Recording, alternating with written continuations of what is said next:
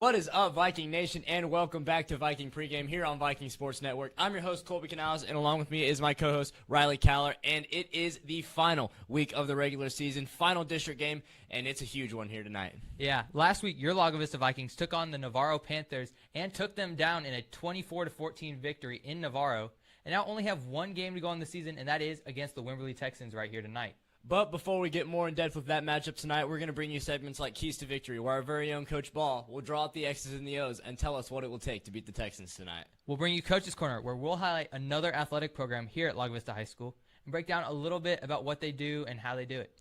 And we're going to be taking a look at the Austin area and the games around the district. Plus, we'll bring you the Viking Sports Network Austin area game of the week. And then for a bonus, we will break down here tonight what needs to happen so the Lago Vista Vikings can make it to the playoffs. This week, your Lago Vista Vikings will be taking on the Wimberley Texans, who have already clinched their playoff berth and the 3 seed in district. Last week, they took on the Smithville Tigers and put up 84 points on them, showcasing their offensive firepower. Quarterback Jackson Parker has stepped in with some big shoes to fill and has filled them very well this season, especially last week with 230 passing yards on only 13 completions while spreading the ball out to 8 different receivers. The Texans used 6 different rushers and were able to pick up 188 yards on the ground doing so.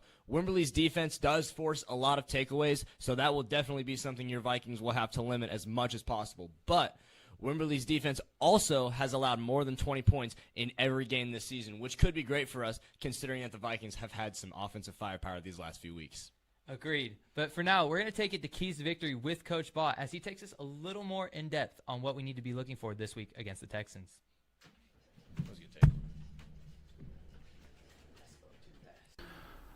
Welcome back, Viking Nation, to another episode of Keys to Victory. My name's Coach Ball. I'm the offensive coordinator here. We'll coach the O-line here at Lago Vista.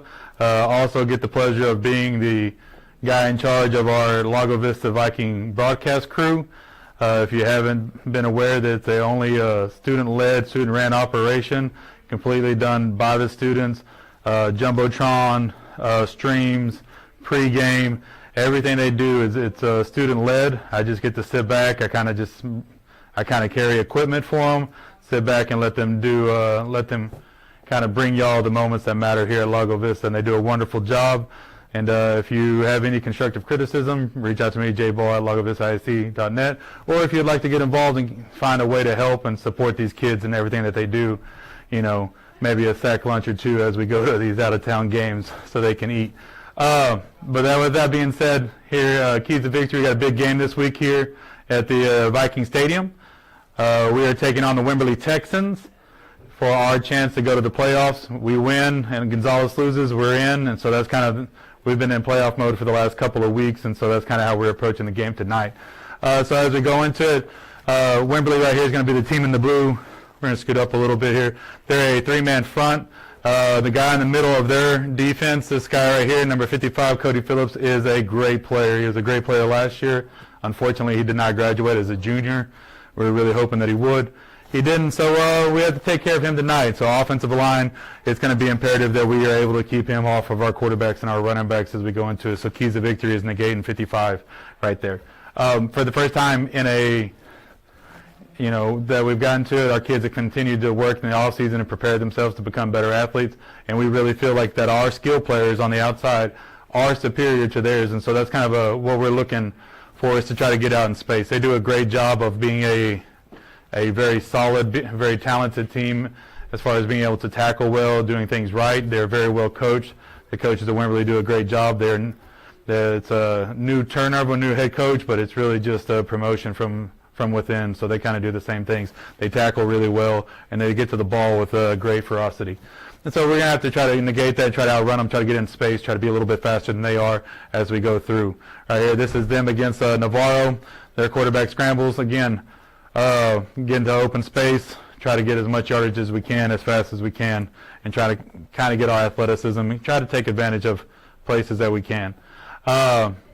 Again, another great job of them tackling. We have to break tackles and we have to block till the whistle blows, or else it's gonna be a tough night for the Lago offense. But again, very, very excited about this matchup and excited about the challenge that we have ahead of us, and I think the guys are ready to roll on it.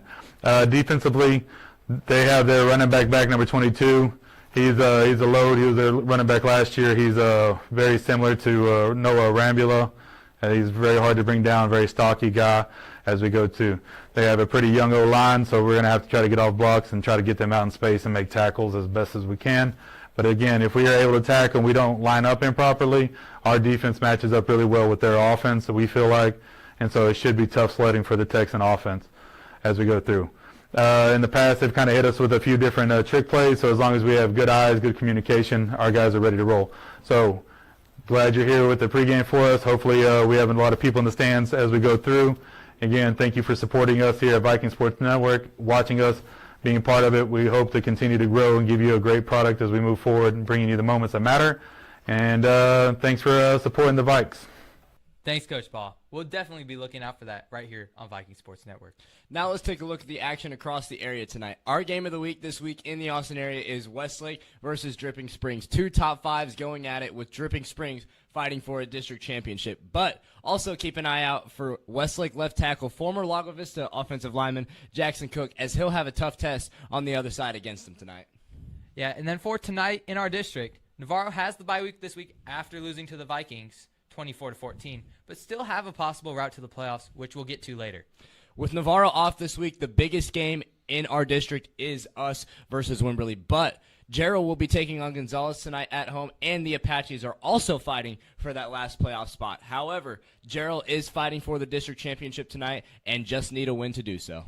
Yeah, and then for our other district game tonight, Salado is taking on Smithville. And while Smithville is out of the playoffs, Salado is also fighting for the district championship, but need a win and a Gerald loss to secure it. That's all for tonight's district matchups. Let's send it over to Coach's Corner. Welcome to Coach's Corner, brought to you by Northlake Church, where the goal is to love Jesus and bring hope to every man, woman, and child on the North Shore. Each week we highlight another sport here at Lago Vista High School. This week we are joined by Coach Chavez, also known as Coach E, here at Lago Vista High School. Thank you for joining us, Coach. Absolutely. So my first question is, what inspired you to be a baseball coach? So there's three reasons that I was inspired to be a baseball coach. Number one, obviously, I love baseball, right? Number two was coaching baseball at high school gave me the opportunity to also teach money matters and financing and budgeting, which is what I went to school for, and it's something that I was passionate about from a young age that I wish I would have had more knowledge about, at a younger age, especially at the high school age. And then the third reason, all right, is because I like to mentor young adults and be the coach that I needed at that age, and kind of mesh that old school and that new school style of coaching to benefit like a program and a culture. That's awesome that you were able to do that. What do you believe in the most important qualities in a successful baseball team? For a successful baseball team, I believe that every single player has to be pulling in the same direction towards the same philosophy. Absolutely. Whether that is, we're going to be a bunting team this year. We're going to hit the ball up the middle. We're going to throw strikes on the outside corner as a team and get out. So whatever that goal may look like for the team, we all have to be pulling in that direction. Awesome. What is your approach to game day preparation? Game day preparation, always in the mornings, let them know actually the day before kind of what we're going to face at the beginning of the week and prepare for that. And the day before, kind of reviewing that. All right, really, I like to go into a game day. If I feel like we have to go into a game day and we feel like we're not prepared, then we're not, obviously we're not ready. So I try to get us prepared to where it's game day. It's almost kind of like we're ready. Like, really, there's no stress. Like, we're ready. We're just going to go out there and do what we've been working all week. Play your game. Right. What is your proudest moment during your coaching career? Proudest moment, obviously, comes when you get into the playoffs, right? Last year, all right, obviously, district champs is right there. Lago Vista Vikings got the district championship this past year. It's a great moment in a tough game against Manor New Tech. Had a lot of adversity to that game, and the Vikings showed that they could come from behind and come out on top and win it on that district championship game. And then we went on into playoffs, played Wimberley, who ended up making it to the state championship game, and we went to the third game in the series with them, and I'm really proud of the boys on how they did in that second game with Wimberley having a guy throwing pretty hard and us making the adjustment and working our tails off all week to make an adjustment on his velocity and ultimately coming out on top that second game. That's awesome. All right. Last question. What's your go-to karaoke song? Go-to karaoke song, Simple Man by Leonard Skinner. Right? Awesome. Yep. Awesome. Well, thank you so much, Coach. Absolutely. Thanks, Coach. It's always fun.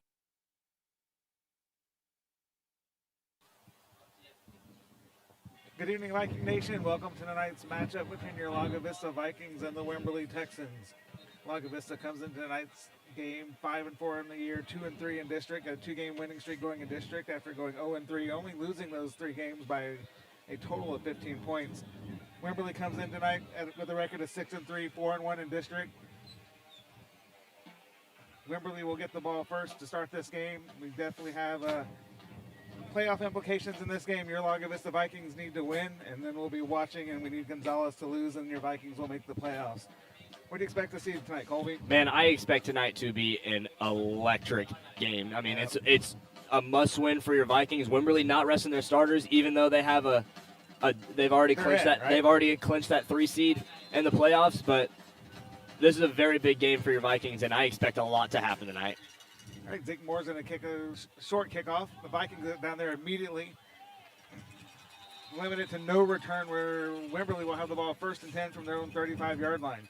You're definitely seeing them kind of go to this little pooch kickoff to eliminate any big return. Yeah, they've given up a lot of big returns this season. Some to Gonzalez, some in district that you don't need. So just pooching that ball at about the 35-yard line, get your guys down there quick, is going to be essential. And like on defense, defense is going to have to be stout tonight. Number 22, their running back, Wimberley's running back, Maverick Jacobs, very, very hard to tackle. We're going to have to focus on tackling tonight, getting off blocks.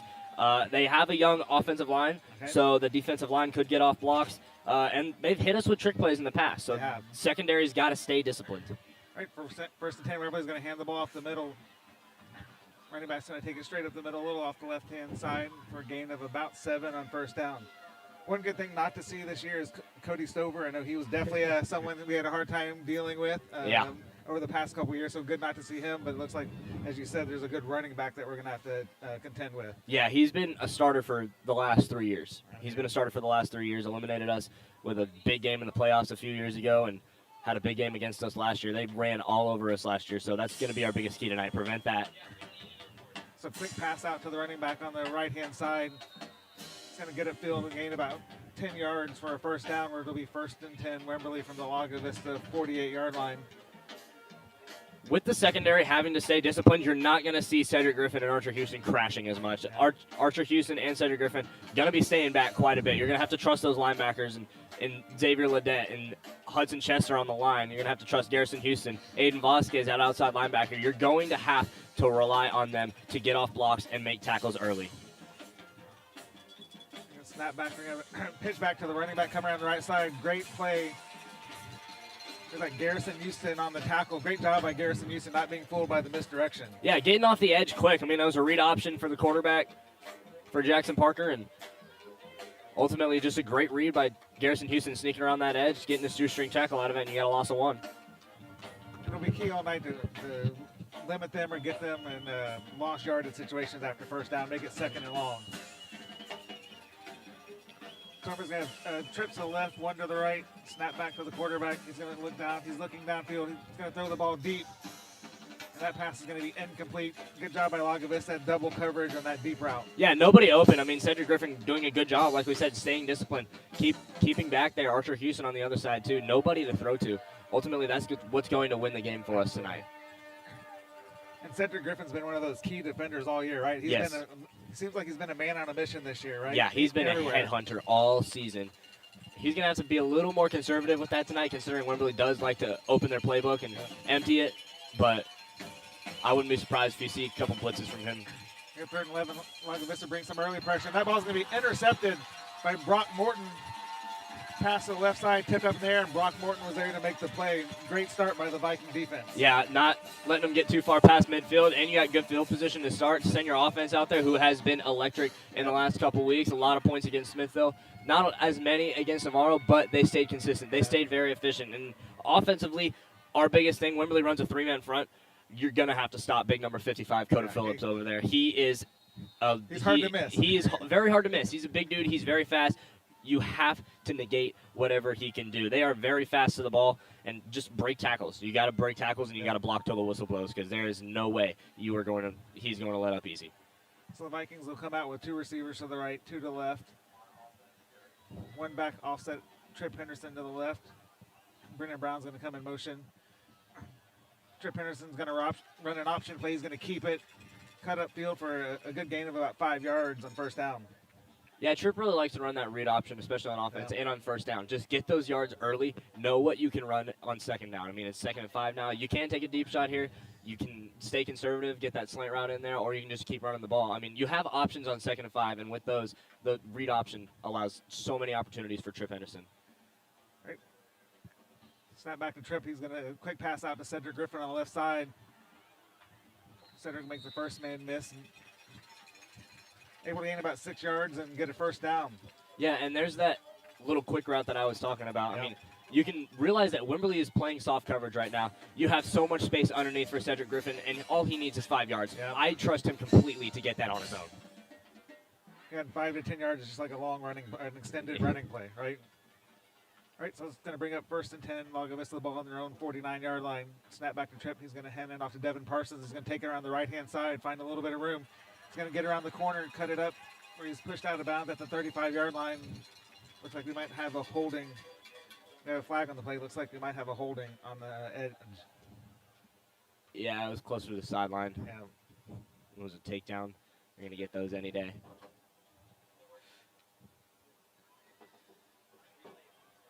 And that's another thing for the Vikings. They've got to negate penalties. They've gotten a little too ampy with it in the last couple weeks. They've got to negate those penalties, because those penalties kill big plays like that. Exactly. Devin Parsons with a nice run, a huge run to get in good field position, and now you're backed up almost at your own 40. Yep. So it's a spot foul, so after the penalty, they'll bring up, was that 2nd and about 16? I'm sorry, 1st and 16. Ball's on the Lago Vista 42-yard line.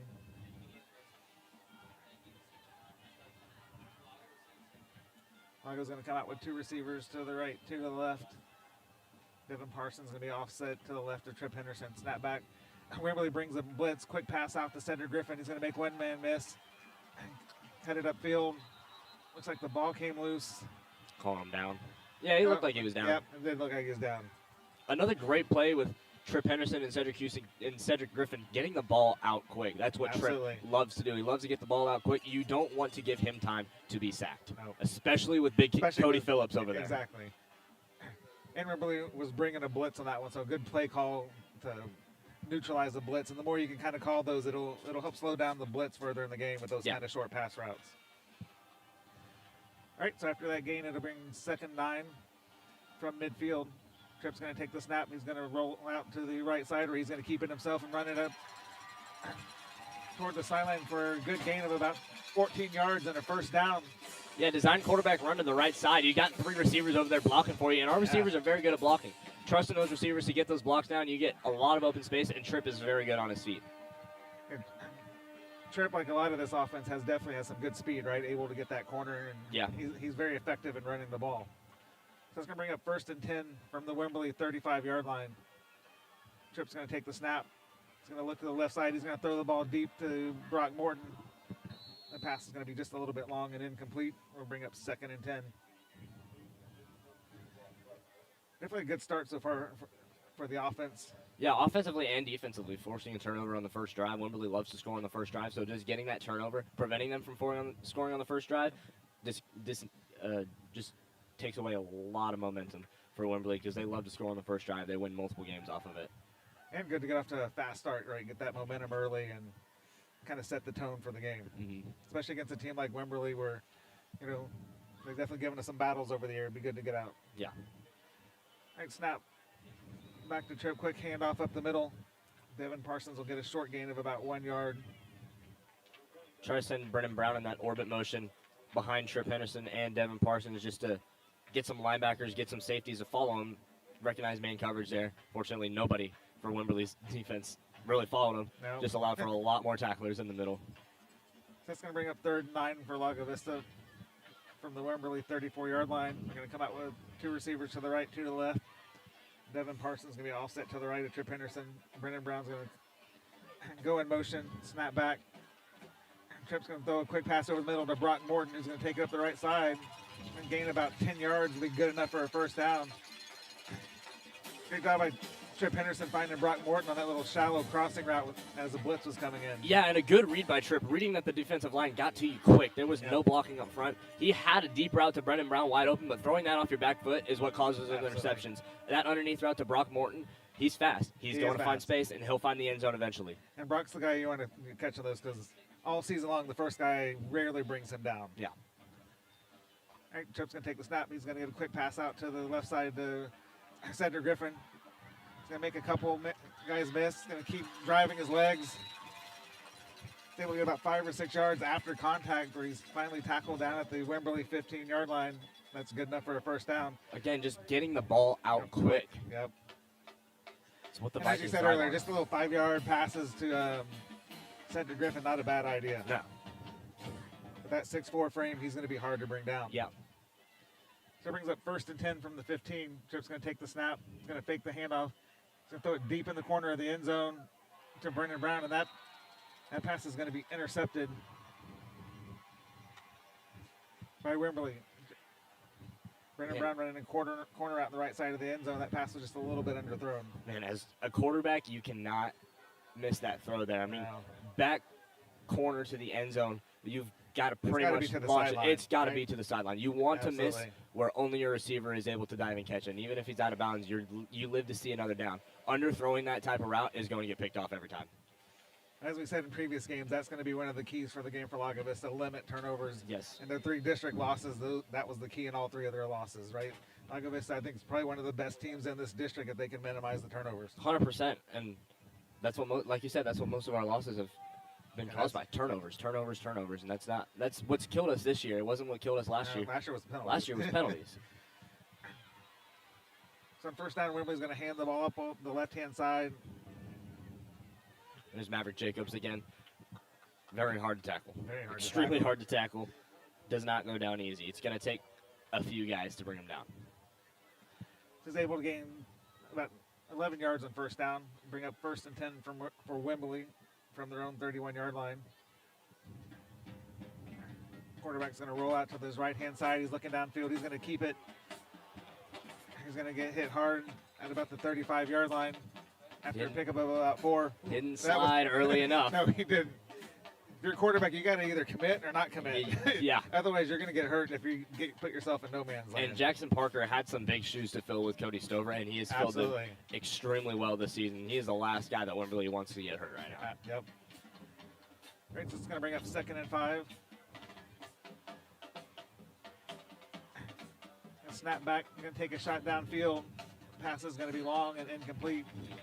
Matthew Perke is on the coverage on that one. That'll bring up 3rd and about a long 5. Yeah, they looks like they kind of ran into each other in the backfield. They did. Kind of disrupted the quarterback's timing. Still great discipline by that defense. I mean, Cedric Griffin staying back there. Yeah. Matthew Perke being locked down on the bottom of the screen. So it's going to bring up 3rd and 5. Quarterback's going to drop back. Quick receiver screen out to the right side. The Viking defense is there very quickly to slow that play down. Yeah, great job by the linebackers. Again, like I said, they're going to be the ones crashing down quick because the secondary has to stay disciplined. You got Aiden Vasquez and Xavier Ledet from the middle on the other side too. With that 3-4 defense, you have 2 middle linebackers. Aiden Vasquez crashing downhill, didn't get the tackle, but disrupted the play, and Xavier Ledet's right there to put him down. That was good recognition of that play, like you said, and then just the speed taking over, right? Mm-hmm. Read and react. I'd bring up 4th and 5. Wimberley's going to bring out the punt team.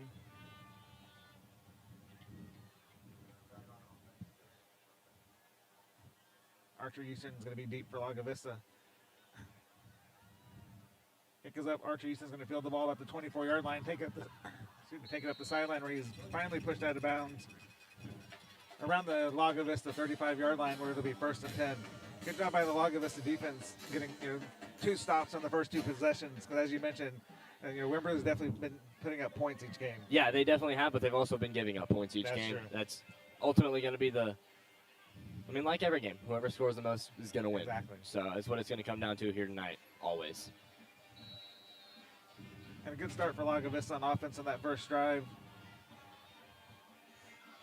We're able to be successful with kind of the short passing game, right? As you mentioned, the big defensive lineman for Wimberley up the middle, so kind of avoided going up there and runs outside, quick passes outside, like extended long run plays for positive yards. Trip's going to take an option out to the right side. He's going to pitch it off to Landon Minahars. He's going to take it around the right side corner and gain about 7 yards on first down. And that's just a good job trusting Landon Minahars Yep.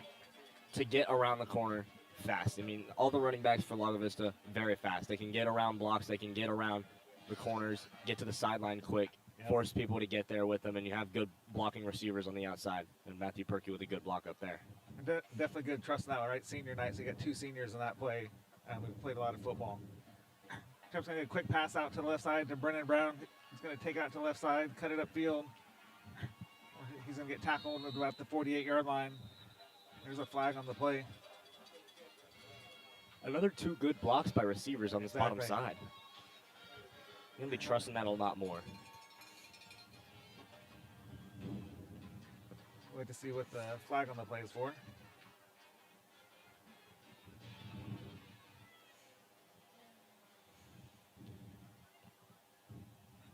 Officials are talking it over. I think we're going to have a holding on Lago Vista. It'll be a spot foul. Yeah, I think it was Cedric Griffin getting a little grabby there.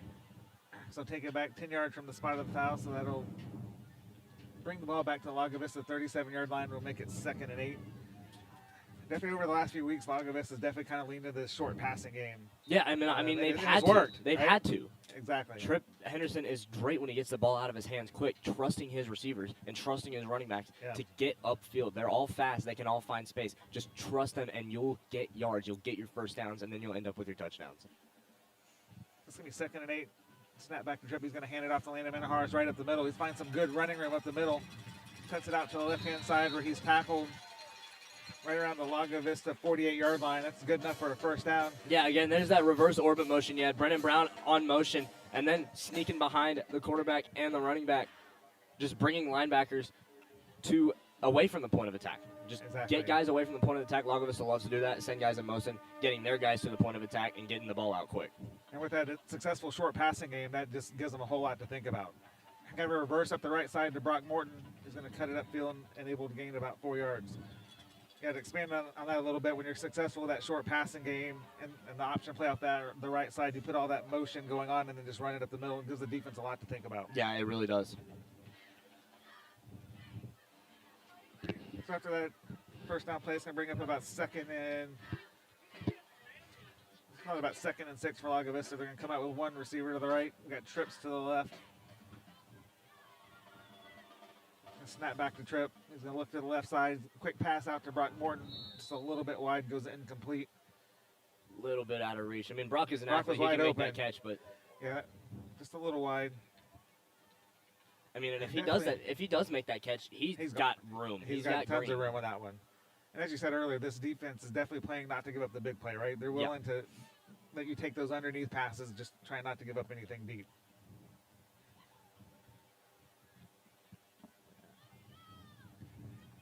It's about 3 minutes and 28 seconds left here in the first quarter. No score. Lago Vista has the ball on the Wimberley, about 48-yard line, be 3rd and 6.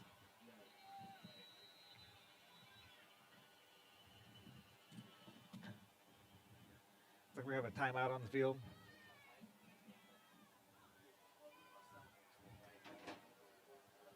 Looks like Lago Vista will take their first timeout of the half.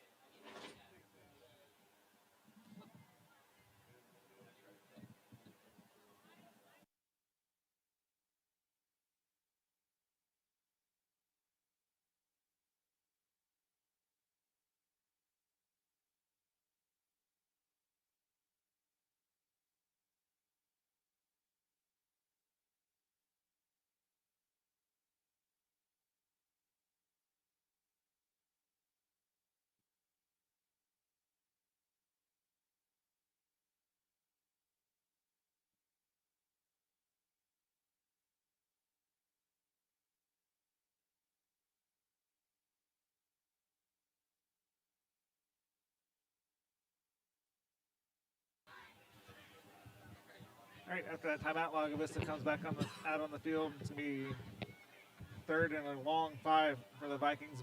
Ball at the Wimberley 48-yard line. 2 receivers to the right, 2 to the left. Tripp's going to take the snap back. So look downfield, and then a quick pass out to Landeman and Harris. It's going to be dropped and fall incomplete. It's going to bring up 4th and 5. From the Wimberley 48, looks like the Lago Vista is going to bring out their punt team. Try and pin Wimberley back deep. The many things Aiden Vasquez does. Yes. He's everywhere. He's on the field at all times. And as we've seen all season, he seems to always get the favorable roll on his punts. Yeah, I don't know why. I don't know how, but he has the right kind of spin. Snap back to Aiden Vasquez. He gets the punt off. It's going to go down where it's going to bounce out of bounds at right around, I think around the 21-yard line. Off the 20-yard line, it would be 1st and 10 for Wimberley.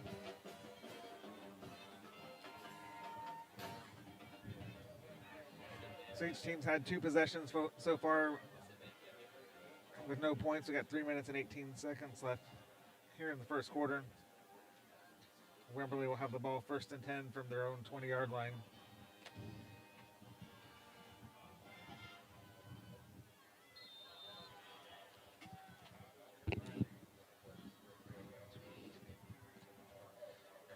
Wimberley's going to come out with 1 receiver to the left, 2 to the right.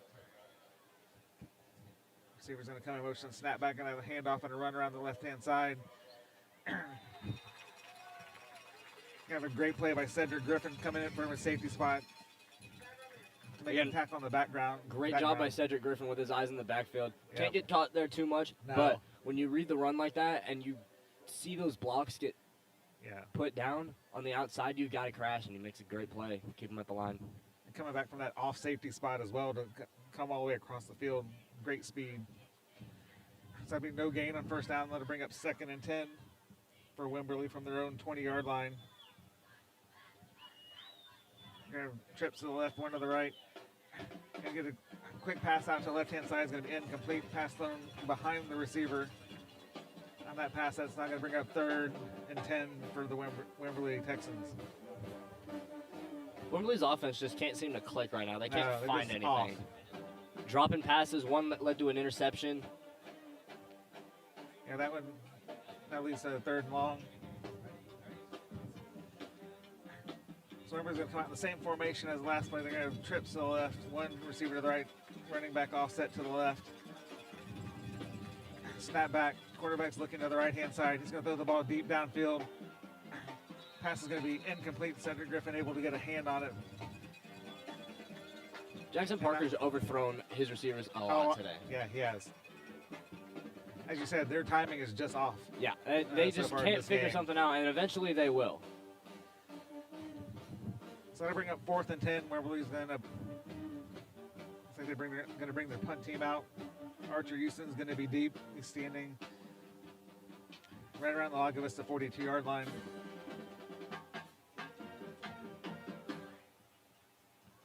And snap back. Going to be a low line drive kick. It's going to bounce around the 45. Take a good bounce for Wimberley down to right around the Lago Vista 36-yard line. Low line drive kick. Takes a good bounce for Wimberley. Yeah, Archer Houston just couldn't get a good read off of No. it. Didn't get a very good That's bounce either, so. And that's a tough punt to field, right? It's kind of a knuckleball punt, you know. Especially I'd knowing rather how, be safe than sorry, right? Yeah, especially knowing how fast Wimberley's guys Exactly. are. They're a lot like us. They're a lot like are. us.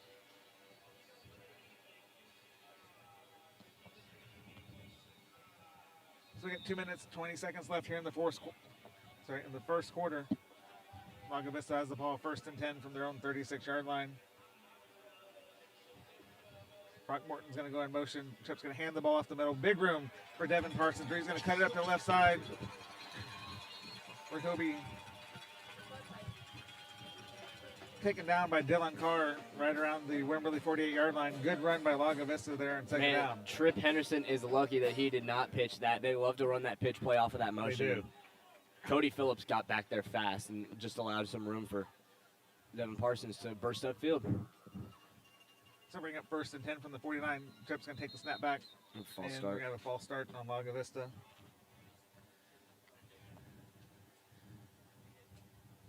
a little eager to get ready going on that play. That'll put the ball back 5 yards and bring up 1st and 10. And several of the recent running plays, Lago Vista has definitely found, with some little misdirection going on within the play, they've been able to find some room up the middle to run. Yeah, and that's Keep really it all this- they need. With how fast our Exactly. guys are, we just need to burst crease, upfield. right? So it's going to bring up 1st and 15. Brock Morton's going to come in motion to the left, snap the trip. He's going to fake the handoff, keep it himself, run it up the middle. Probably a great read by Tripp. It was. Just realizing that there is no space for him to pitch anything. No, there just wasn't. get back to the original line of scrimmage. And Yeah, that's one of those plays. Just keep the ball. Just don't let anything disastrous happen there. just can't turn it over. It's going to bring up 2nd and 15. These look like they're going to bring some pressure. They bring a blitz. Tripp's going to look deep downfield on the left-hand side. Looks like a little miscommunication on the route. Looks like Cedric Griffin was going to kind of run more of a post and Tripp through that to the outside. Yeah, Tripp Henderson looking for a flag. Didn't realize that Jay Sesser blocked Cody Phillips right into him. Yep. It was a hard hit. It was a hard hit in the backfield. That's going to bring up 3rd and 15. Coming up on a minute left here in the first quarter. Still have no score. Michael's going to come out with 3 receivers to the right, 1 to the left. Tripp's going to take the snap back, run the option play. He's going to keep it himself, find some room around the right side where he's finally pushed out of bounds around the Wimberley 45-yard line. Good gain there on 3rd down on that option. Tripp's made some really good decisions on when to pitch and when not to pitch. Yeah, another good keep there by Tripp Henderson, realizing that, Cody Phillips and the Wimberley Texans defense are getting in the backfield They fast. are. He is realizing it, not pitching it. If you do pitch it, you just lose those 3 yards that you gained. Absolutely. So Lago Vista will bring out the punt team, play a little field position here. So far, a little bit of a defensive struggle here in the first part of the game. Neither offense can really kind of get fully clicking. Snap back, Aiden Voss is going to get the kickoff. High kick. Remember, he's going to call for a fair catch at around the 16-yard line. Best thing that Lago Vista can do here is keep them out of the end zone in the first quarter. Absolutely. When Lago is down in the first quarter, they haven't won a game this year. That's a very good stat to know. Just keep it tied going into the second. Get a little break, figure something out, because nothing's really working for either team right now. No. So Wimberley will have the ball 1st and 10 from their own 17-yard line. Going to come out with 2 receivers to the right, to the left, 1 to the right. 2 backs in the backfield.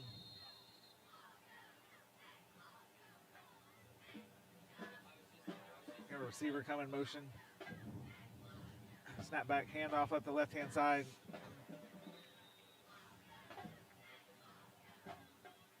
As Madden Wharton on the carry. He's going to pick up about 5 yards on 1st down and bring up 2nd and 5. And it was a good discipline by Garrison Houston, realizing that Wimberley did have that H-back in there after the motion. All that motion did was widen Garrison Houston out about 2 feet. Yeah. Realizes that, knows where the run's going with that H-back behind the line. Bring up 2nd and 5. Lago's going to bring a blitz on that one. They're going to stop that for about a 1-yard loss. Lago definitely brought all the linebackers on a blitz on that one, or brought a run blitz. Yeah, 2nd and 3rd down is Lago Vista's blitzing down. They love to blitz on 2nd and 3rd down, put pressure on the quarterback to make a huge throw where your defense is. And that's going to be the end of the first quarter with your Lago Vista Vikings and Wimberley Texans tied 0-0. We'll go to a quick commercial break. We'll be right back.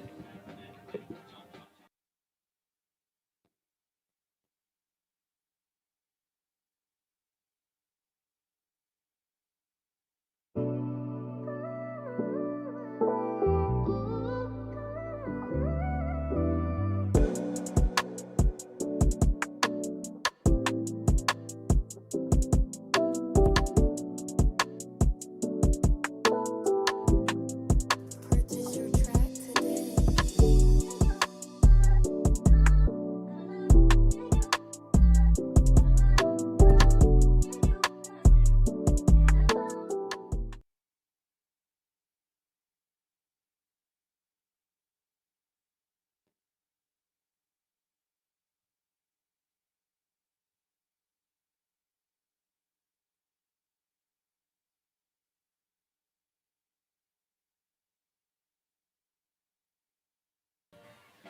All right, we're back.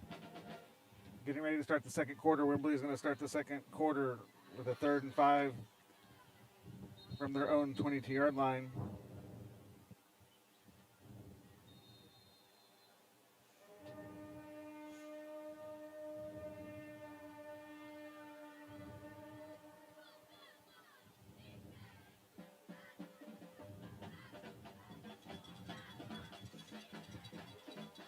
Wimberley's got 2 receivers to the right. Quarterback's going to roll to the right. He's looking downfield. He's going to throw it deep for number 17. That pass is complete. He's going to take it down and get pushed out of bounds at the 40-yard line. Just a good route concept. Had that motion man sneak underneath into the flat, keep a corner down. Able to get past him and put a nice ball in there.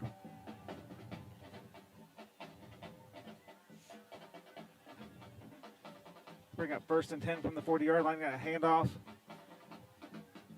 Running back going to take it off the left-hand side and pick up about 6 yards. Wimberley definitely got up to the line of scrimmage fast. So that one, chain guys weren't even set before they got that snap ball. Yeah, they're really just going to try and keep Lago Vista on their feet here. Try and catch them on their heels. Because when nobody's looking in a football game, probably going to get some yards. Especially after a big play, right? A lot of teams like to go fast, right. Keep the defense on their heels. All right, it's going to be second and about a long 3. Snap back, handoff to the running back. He's going to take it up the middle. He's going to pick up about 10 yards and a 1st down. Again, that's Maverick Jacobs on the carry. Definitely their most trustworthy guy. He is. On this offense. Gets a lot of yards, breaks a lot of tackles, is very hard to tackle. Averages about 107 rushing yards every game. You're going to win football games if you can keep that up. If you can run the ball, keep the turnovers down, you're going to win a lot of football games. Yes. We got 1st and 10. Got snap back, handoff. That time, great penetration by the Viking defense. They're able to tackle Maverick Jacobs for about a 3-yard loss. Again, first down, bring up 2nd and long. There's that 2nd down blitz from the middle linebackers. Had them sneaking up the middle, realizing that, that's all Maverick Jacobs does is run up the middle. So great read by the middle linebackers to be able to sneak in there and, really just push their defensive line into a tackle. Yep, good to get him behind the chains after 1st down on that one. They've had a lot of 2nd and 5s here in the last few plays. So again, 2 receivers to the right, 1 to the left, a snap back, handoff. Running back is tackled immediately by Xavier Ledette. Another blitz on 3rd down from the middle linebackers. Xavier Ledette already having a night tonight. Multiple tackles, especially in the backfield. Yeah, after that, another tackle for a loss. That's going to bring up 3rd and long for the Wimberley Texans. About 3rd and 15. Big down for Lago Vista to try and stop Wimberley and stop some of this momentum they've had on this drive. The players are looking over to the sideline for the play call. Coming under 10 seconds on the play clock. Probably got to take a timeout here because they're not even set. They're not set. We got 2. Yep, they're going to they're going to take a timeout. So we timeout Wimberley. Where they have the ball on the Lago Vista 36-yard line, would be 3rd and 15.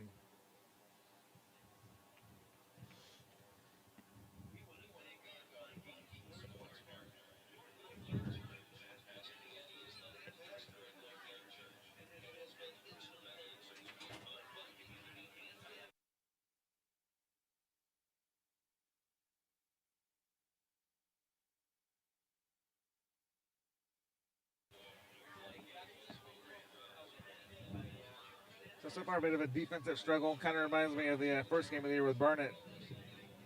Yeah, not much really happened during that game. Just a lot of defense. A lot of defense in that game.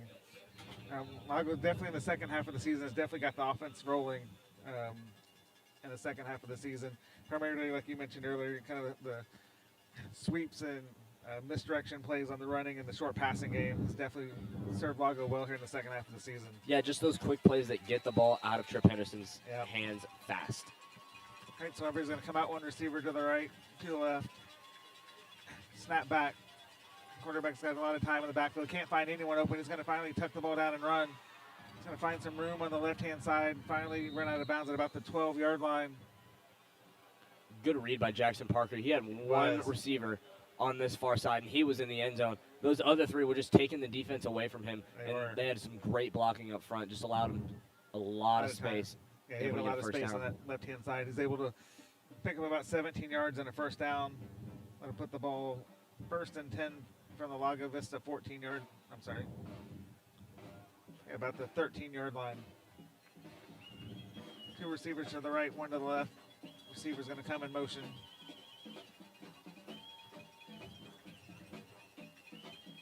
And a handoff. Run right up the middle. So be able to pick up about 8 yards on first down. That was Wesley Mayam on the carry, his first carry of the night. Looks like both running backs for Wimberley are pretty hard to take down. They are. And when we don't blitz, they seem to find some space up the middle. All they have is room when we don't blitz. That's true.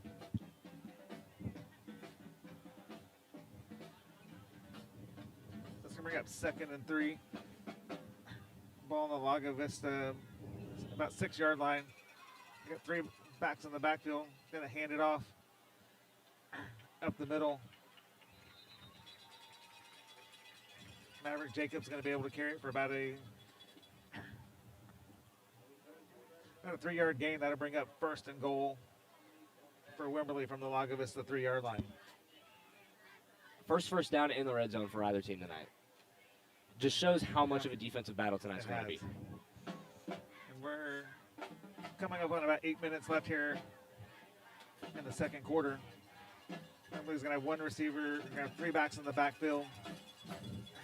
He's going to hand it off on the right-hand side. Great job by the Lago Vista Viking defense.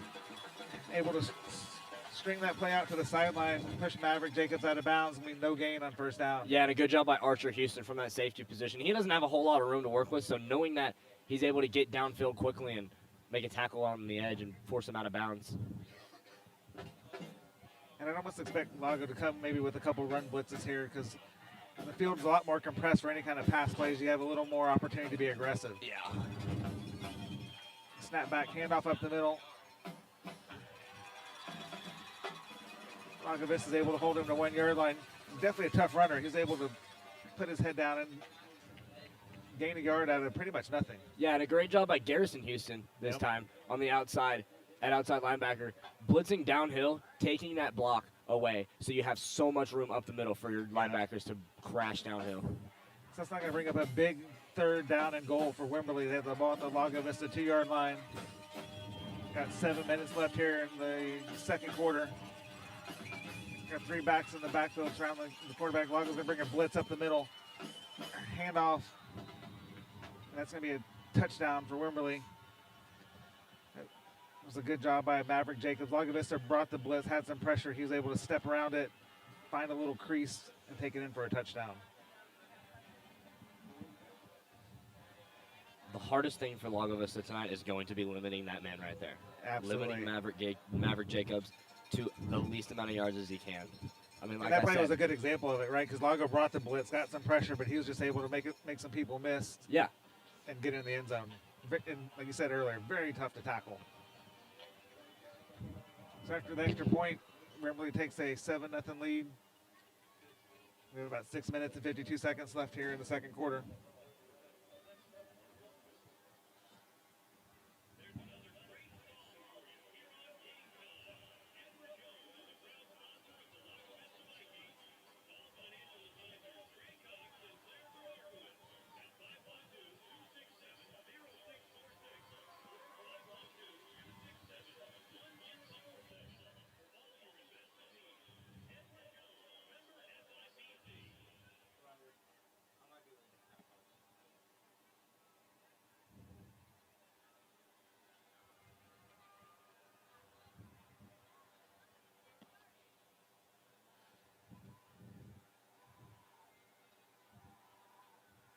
All right, Lago Vista brings out their kick return team. Wimberley will be kicking the ball from the right to the left. Lago Vista will have Brock Morton. And I can't quite.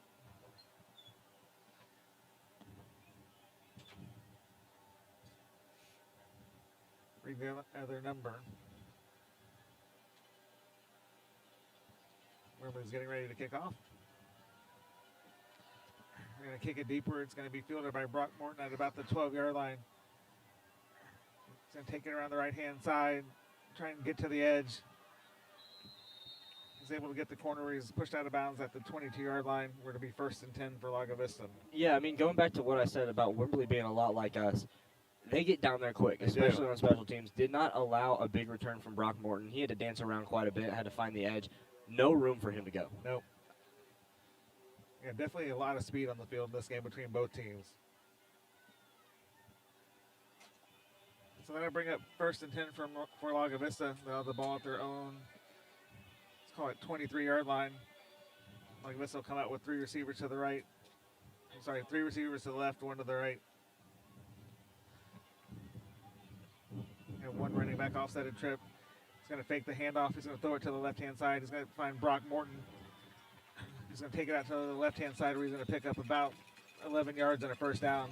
It's a little quick pass on 1st down for Lago Vista. Yeah, that quick pass to Brock Morton is what they've thrived on pretty much Yeah. all district. Those are their big plays. Even when they throw them short, Brock Morton finds a lot of space and is able to get back quick. After that 1st down play, that'll bring up 1st and 10 for Lago Vista. They'll have the ball at their own 41-yard line. They have 2 receivers to the left. Brendan Brown's going to go in motion, come back out to the right side. Tripp's going to hand it off to Austin Cole. He's going to take it around the right-hand side and pick up, call it right around 3 yards. Bring up 2nd and 7 for Lago Vista from their own 43. Austin Cole had a huge hole to work with on that right He side. did. Just great job by Carlin Holmes, the safety, number 9 So for you're talking about that Wimberley. speed, right? Yeah, Speed, as they say, speed kills. Yes. Able to make up those gaps in a hurry. Tripp's going to take the snap, quick pass out to Brendan Brown. It's going to make one guy miss, get around the corner, be tackled at the 40-yard line. We got a couple flags down. Looks like we're going to get a holding on the outside. We'll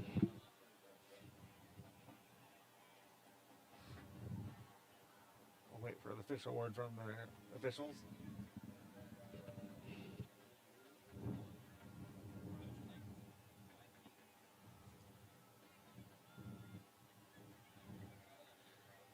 Block him back on Lago Vista. Take him back 10 yards, bring up 2nd and long.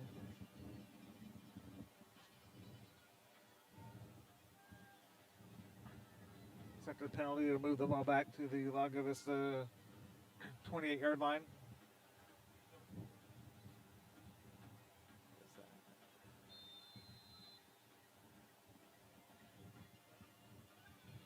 Bring up 2nd and 17. 2 receivers left. Tripp's going to take the handoff. And quick pass out to Cedric Griffin on the right side. He'll be tackled immediately after the catch. I don't think Cedric thought he was down. And I don't think he did either.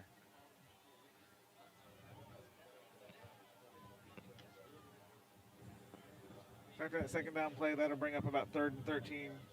Maybe a 4-yard gain on that quick pass play.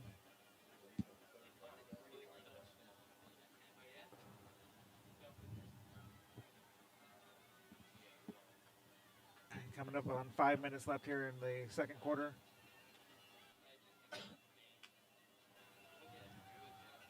Lago Vista has the ball, 3rd and 13. Early movement by the defense there.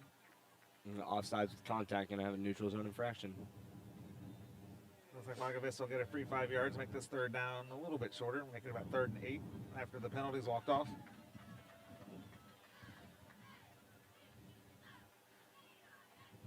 Wimberley is definitely getting ready to bring a blitz and bring some pressure on that 3rd and long. Got a little anxious. So on 3rd and 8, Lago Vista is going to come out with 3 receivers. We have Brendan Brown taking around the left side on a reverse. He's got some room. He's going to make a man miss and take it down the sideline before he is finally pushed out of bounds at the Wimberley 45-yard line. Gain of about 15 on 3rd and 8. 1st down Lago Vista. There the offense goes Misdirection. again. Just making that orbit motion useful. Exactly. Just making that orbit motion useful, and a good run by Brendan Brown. They got all that motion going to the right side, and then once Brendan Brown can get her on the left side, there was no one out there. So 1st and 10 from the 45. Chip's going to take the snap back. He's going to have some pressure. He gets outside of the pocket on the right side and just kind of throws that ball away. Got a ton of pressure up front, unable to connect with any receivers down the field. Yeah, something to note, Cody Phillips for Wimberley is not on the field right now. Interesting. Lago Vista's got to capitalize on this. Absolutely. With runs up the middle. And Lago Vista's had some success on some of, like you said, those orbit motions and kind of misdirections or motion before the snap. You know, getting some misdirection, finding room up the middle. Just getting defense going one way and you go the other way. Go where they're at. Chip's going to take the snap. He's going to hand it off the middle to Austin Cole. He's able to push forward for about a 4-yard gain. It's going to bring up 3rd and 6. Just as we call for a run up the middle. Lago Vista delivers. And Austin Cole's had a lot of success this year running the ball up the middle. He really has. Right? That's kind of been his, I guess, sweet spot, if you will. Which is weird because he's really the bulkiest running back that Lago Vista's got. And him running up the middle, obviously great, but Landon Menjares and Devin Parsons really like to sneak around the edge a lot. So we're going to have another handoff to Austin Cole. He's going to take up the middle, then bounce out the right side. He's going to put the hit on the defender on that one instead of waiting for the hit. Where he'll pick up about 8 yards. That'll be a first down for Lago Vista from the Wimberley Texan 34-yard line. So far this game, Lago's been able to move the ball a little bit. Just a turnover and some penalties at crucial times have kind of slowed down some of their drives. Yeah, they have. They just negate those big plays, and that's not what we need right now, especially against Wimberley. Snap back. Wimberley's going to bring a blitz. Line does a great job picking up the blitz. He's going to throw it downfield to Brock Morton. Caught at the 5-yard line, in for a touchdown. Lago Vista. Good trust by Trip Henderson, knowing that your receiver is faster than their safety, and really the only guy downfield, just put the ball up, he'll go get it. Great play right there. Great play from Trip Henderson to Brock Morton. Great job by the offensive line on that one. Wimberley brought a blitz. They were able to pick it up, gave Trip that time to stay back there in the pocket and find Brock Morton deep. So Zeke Moore will come on to attempt the extra point for Lago Vista. Archer Houston will be on for the hold. Snap back, hold down, kick up. And the kick is good. We do have a flag on the play. I think it's going to be an offsides on that. Yeah, that'll get declined. Lago Vista will decline the penalty. And with 3 minutes and 33 seconds left here in the second quarter, this game is now tied. Lago Vista 7, Wimberley 7.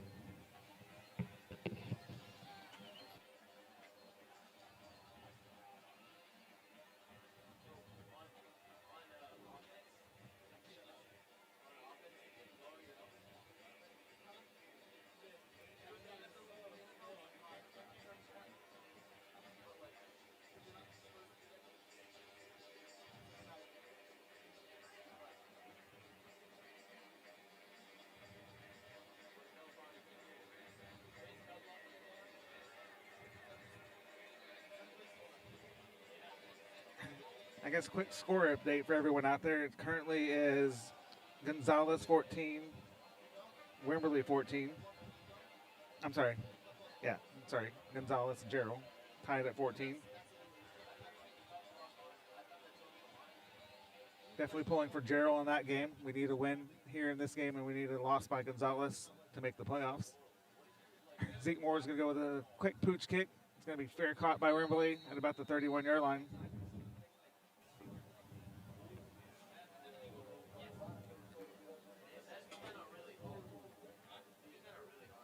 I think you're going to see Wimberley maybe throw the ball quite a bit on this drive. They're going to try to get something going into halftime, especially knowing that they got the ball to start this first half. So it's going to be key if Lago Vista could somehow get a quick stop, try and get the ball back. Maybe get a score. Get a quick score, get the ball to start the second half.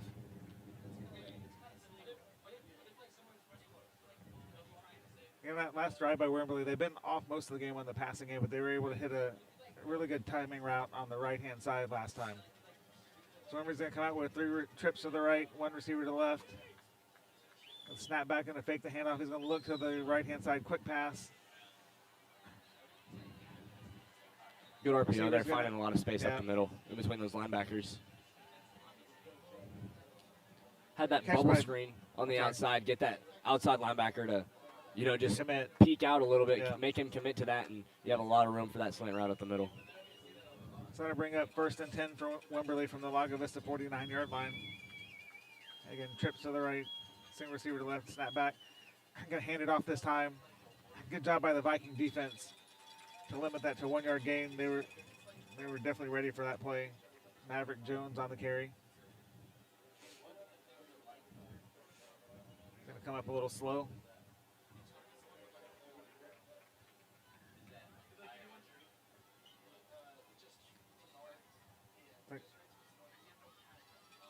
Joshua Bellinger's going to come in at running back. Second and 9 for Wimberley, ball on the Lago Vista 48-yard line. About 2 minutes and 30 seconds left here in the first half. Snap back, fake the handoff.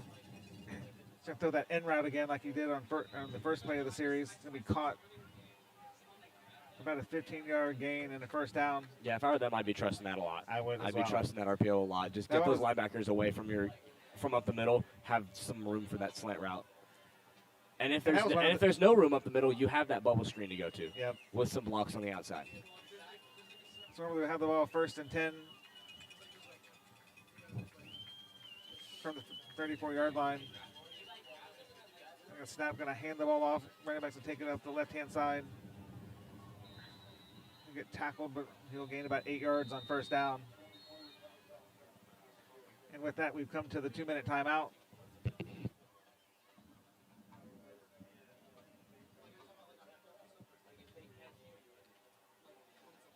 We'll be right back.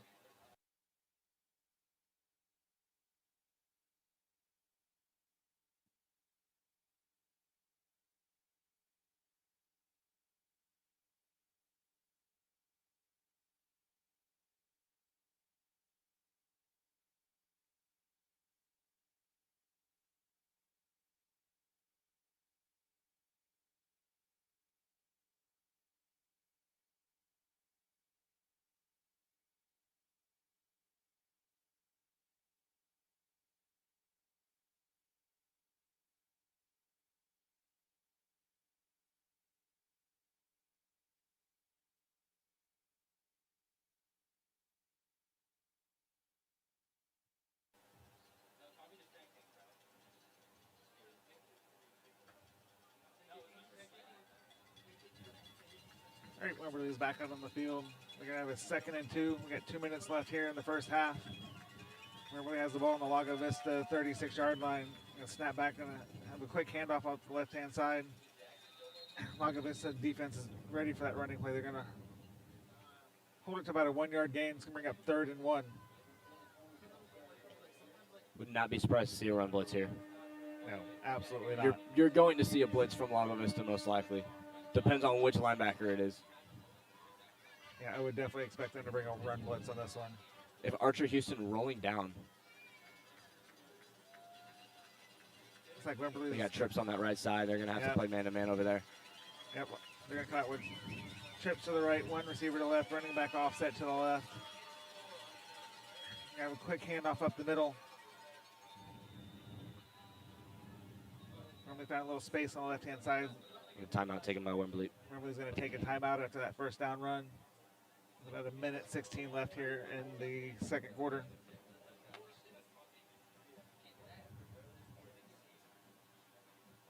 After the timeout, Wimberley will have the ball 1st and 10 from the Lago Vista 19-yard line.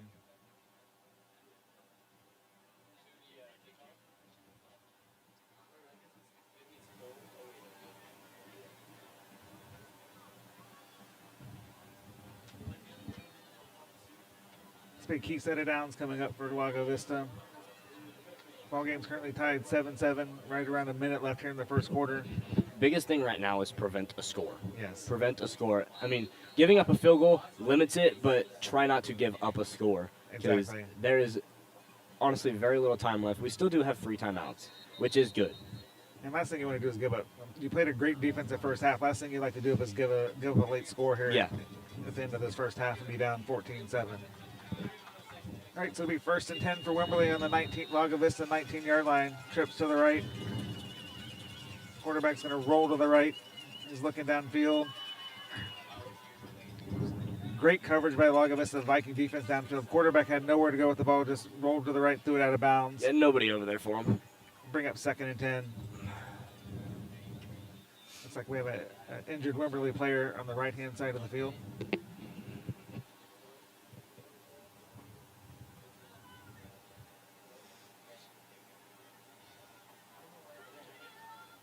Have a brief break here while they attend to the injured Wimberley player.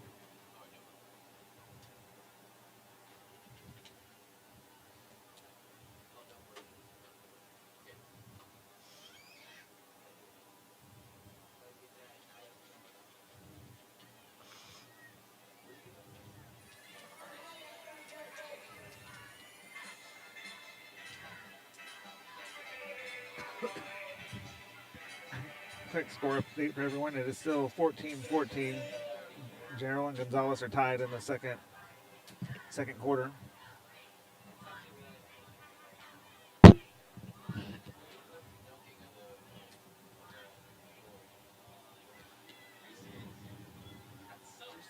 Another reminder, if the Vikings lose and Gonzalez lose, Navarro is in. Interesting. Navarro still has a shot. Wow. Was not aware of that scenario. I wasn't either till but about there you yesterday. go. Then I realized that they'd hold the head-to-head against Gonzalez, who holds the That's true. head-to-head against us. Getting deep in the tiebreakers at that point.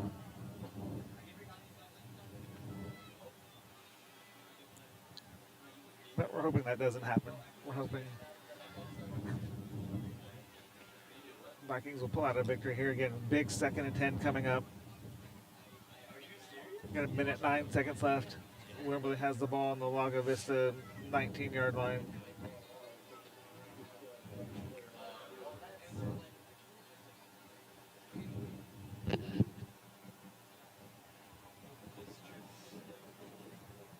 Let's have a pause in the action for an injured Wimberley player. We'll step aside for a brief second and we'll be right back.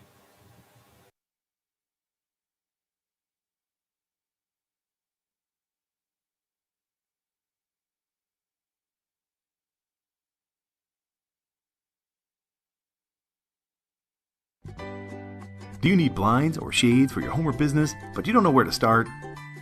That's where we can help. Our professional staff offers an end-to-end process, beginning with a free in-home consultation, to explore the design options that work best for you.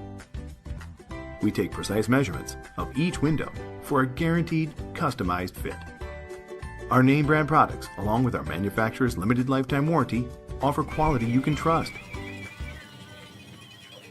All right, snap back. He's going to go down the left-hand side, passes up, and that pass is going to be incomplete. Good coverage by Brock Morton on the left-hand side. Yeah, just playing through the hands. Great job by Brock Morton preventing a touchdown there.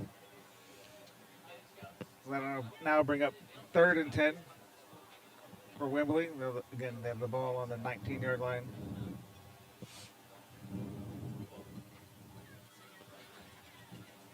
Got a minute, 4 seconds left. Big 3rd down coming up for your Lago Vista Vikings. The key to get a stop here, prevent a touchdown here at the end of the first half. Everybody's going to come out with 3 receivers to the right, 1 to the left. Snap back, handoff up the middle. He's going to be tackled after a short gain of about 4 yards. Yeah, 3rd down run, all they're trying to do is waste time right there. Yeah, they're just trying to take time off the clock. Kind of tells you that they're planning to go for it on 4th down. So after that tackle, that'll bring up about 4th and 5, ball on the 15-yard line. Lago Vista timeout.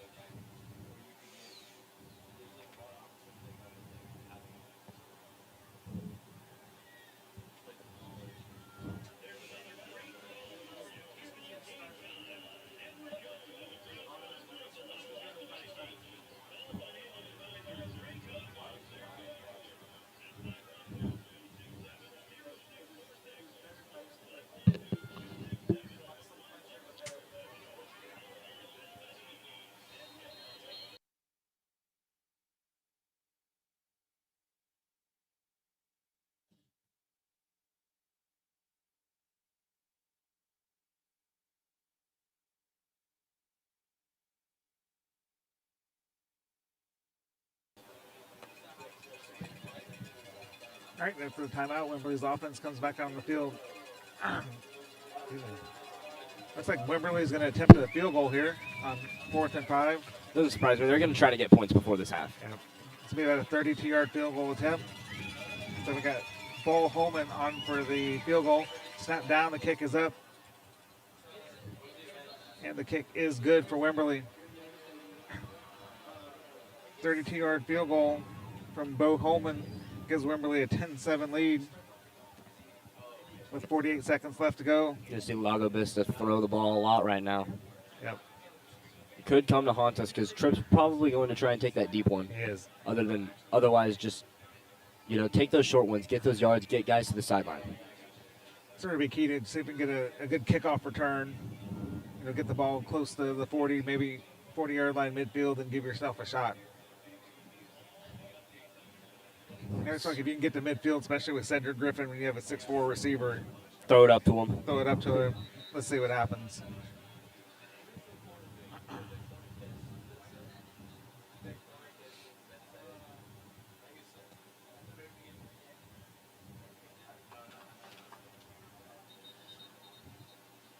All right, so on the kickoff return team for Lago Vista, we have Brock Morton and Brennan Brown will be deep to receive.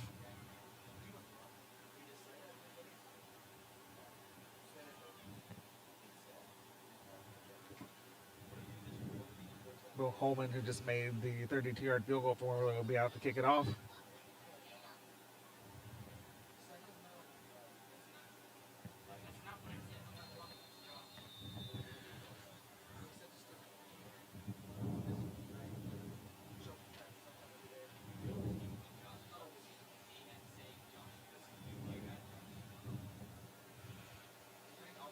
Looks like Ohio State doing that. It does.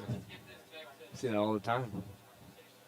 All right, and they kick the ball deep. Brock Morton's going to field it at about the 10-yard line.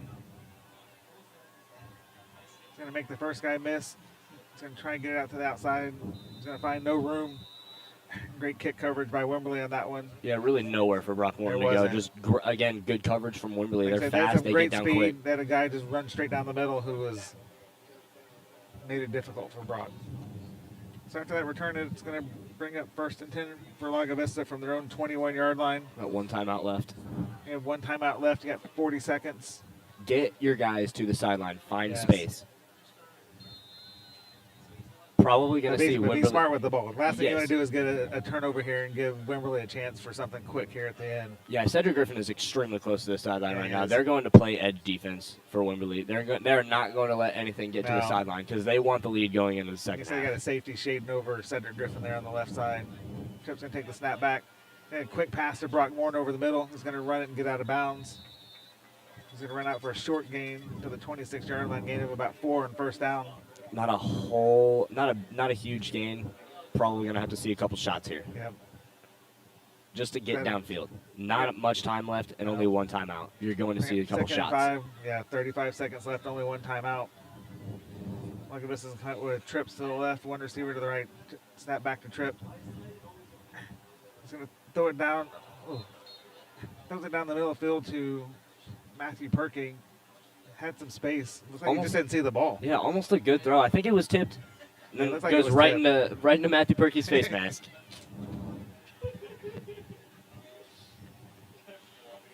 That's going to bring up 3rd and 5.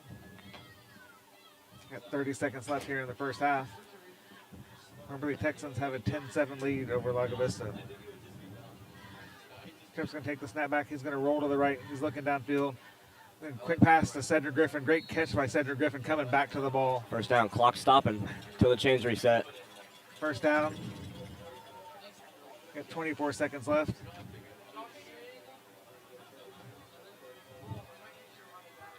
Refs are waiting for the chains to get set.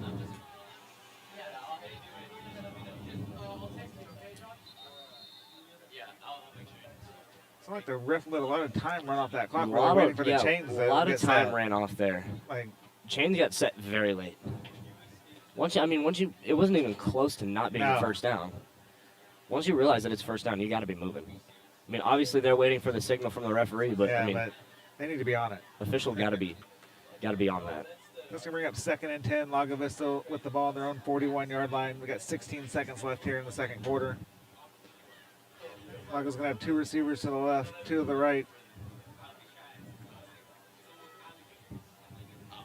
Snap back to Tripp. He's actually going to hand the ball off for no gain, and I think that will be the last play of the first quarter. We're going to timeout called by Coach Phillips. Most likely Kinda going to take a shot here. Yeah, got 6 seconds left. Kind of Not a lot. Interesting to run the ball there on second down. Yeah, not a lot that the Vikings can do right now. I don't think I can think of on that play. You just don't want to go with any kind of turnover here. No, definitely not. Or give them a cheap pick 6 or scoop score. Got to take care of the ball. Biggest thing is you got to take care of the ball. So far, more of a defensive struggle here in the first half than I would have expected. Both defenses doing a really good job slowing down these offenses.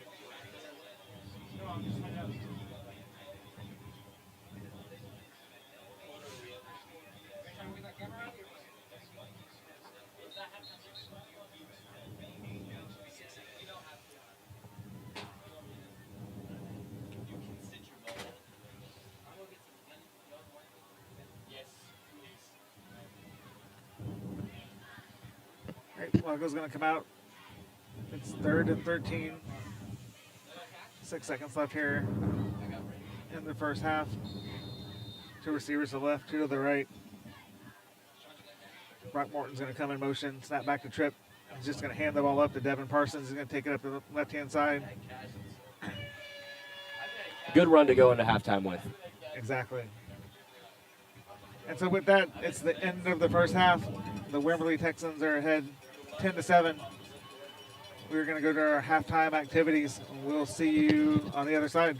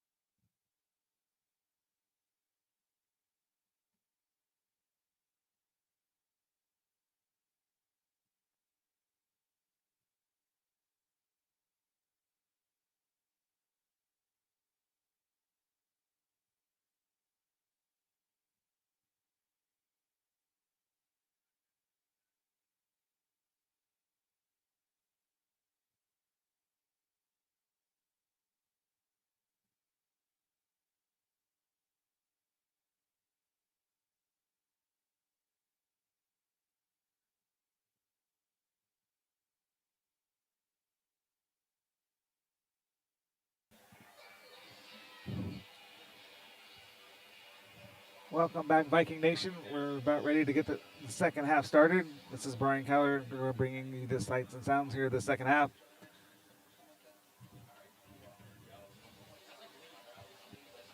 As we start the second half here in Lago Vista, Vikings are trailing 10-7. They will get the ball to start the second half. They will be moving from your left to your right. Lago Vista will have Brock Morton and Brennan Brown back deep to receive the kick. Bo Holman will be set to kick it off for Wimberley. He's going to kick it deep. Brock Morton's going to field it at about his own 17-yard line. He's going to take it up the left-hand side. Find a little bit of room before he's pushed out of bounds at right around the Lago Vista 32-yard line, where it'll be 1st and 10 for the Lago Vista offense. Definitely a little bit more of a defensive struggle in the first half, with Wimberley kicking a field goal late in the first half to take a 10-7 lead.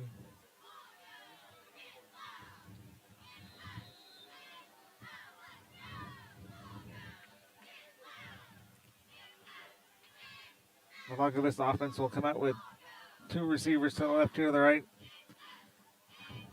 Devin Parsons will be offset to the right of Trip Henderson. Brock Morton's going to come in motion. Trip's going to roll out to his right. He's going to keep the ball. He's going to take it around the right-hand side, find a little bit of room.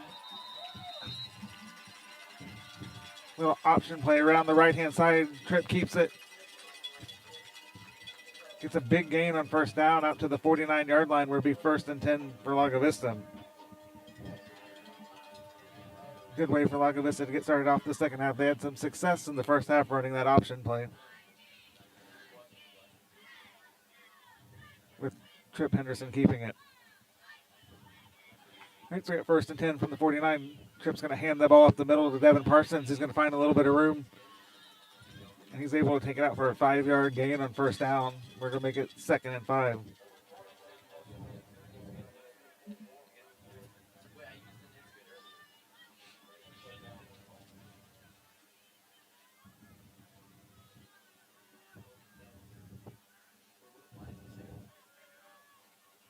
So 2nd and 5, Lago Vista's going to come out with trips to the left. Devin Parsons is going to be offset. Trip Henderson to his right. Trip's going to take the snap. He's looking downfield. He's getting some pressure. And he's going to be sacked at the 50-yard line. Good job by the Wimberley Texan defense on that one. They had everyone covered. Trip didn't really have anywhere to go with the ball. So on the sack, that'll be a loss of about 5. That'll bring up 3rd and 10. Ball placed right at midfield. Again, this is the first possession of the second half. We're just underway.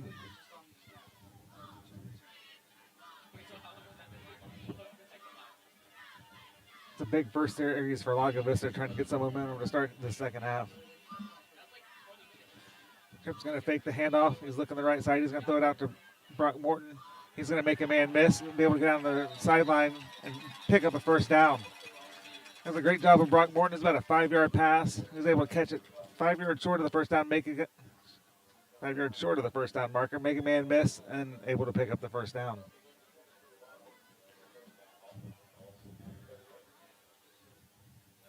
We're going to bring up 1st and 10 from Lago Vista from the Wimberley 38-yard line.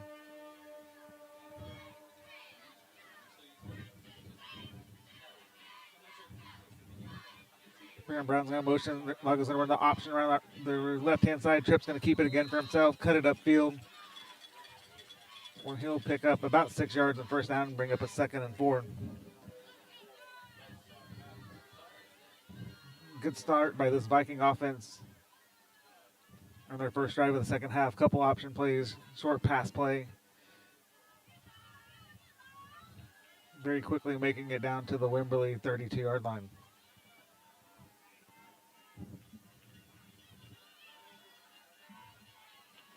Chip's going to take the snap. He's going to fake the handoff. Pressure up the middle. He's going to throw it out to the outside.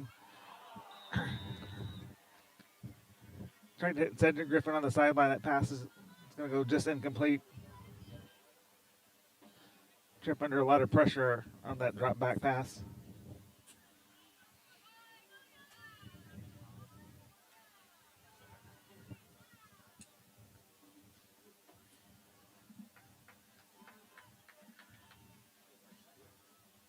That's going to bring up 3rd and 4.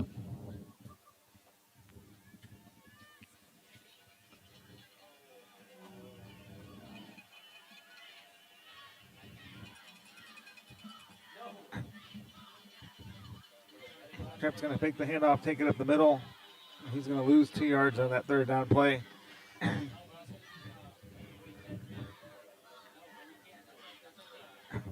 Some quick penetration by that Wimberley defense. That play really didn't have much of a chance to get started. That brings up 4th. Brings up about 4th and 6. Ball on the Wimberley 34-yard line. Kind of 4-down territory here. Not much to be gained by punting the ball. A little too long for a field goal. Lago's going to have trips to the right. Single receiver to the left. Tripp's going to take the snap. Quick pass out to Cedric Griffin. That pass will be a little bit wide and will be incomplete. So Wimberley will take over the football on downs, where they will have the ball 1st and 10 from their own 34-yard line.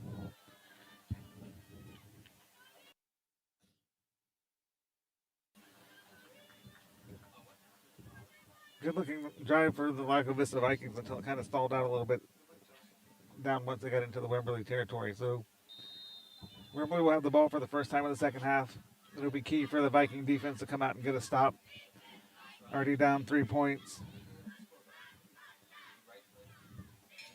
They don't want to get down any further.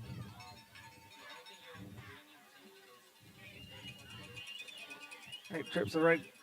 Wimberley's going to hand the ball right up the middle. It'll be a short run of about 3 yards on 1st down. That'll bring up 2nd and 7 for Wimberley.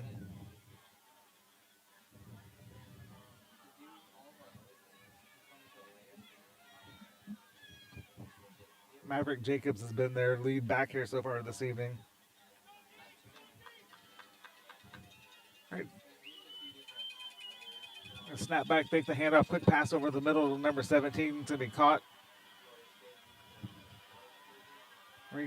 He's going to take it down to the Lago Vista 35-yard line.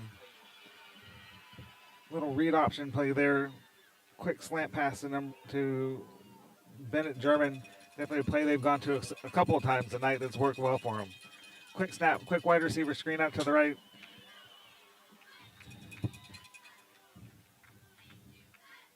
Good quick reaction by the Viking defense. Limited to about a 3-yard gain on 1st down. Little quick wide receiver screen out to the left-hand side.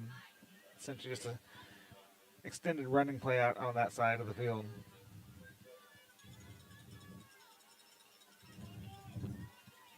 So bring up 2nd and about. I guess a long 7. Handoff again up the middle, number 22. He's going to be able to gain about 10 yards and pick up a 1st down. Again, Maverick Jacobs on the carry for the Texans. So Wimberley now will have the ball 1st and 10 from the Lago Vista 23-yard line. Coming up in about 7 minutes here in the left in the 3rd quarter. Wimberley leading the Vikings 10-7.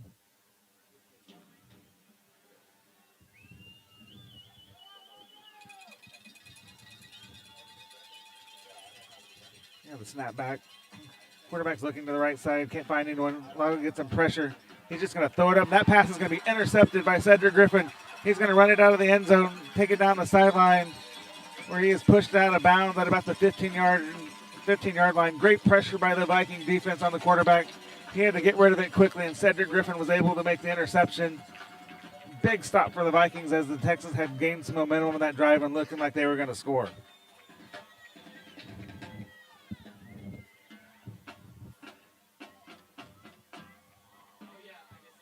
So with that interception, Lago Vista will take over 1st and 10 from their own 15-yard line.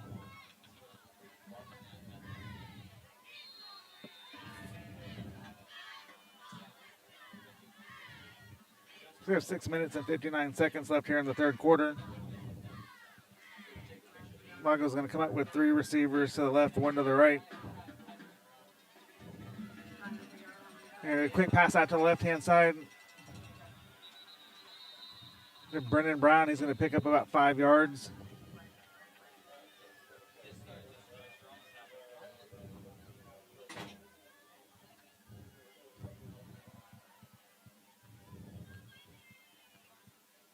It'll be about 2nd and 4 for Lago Vista.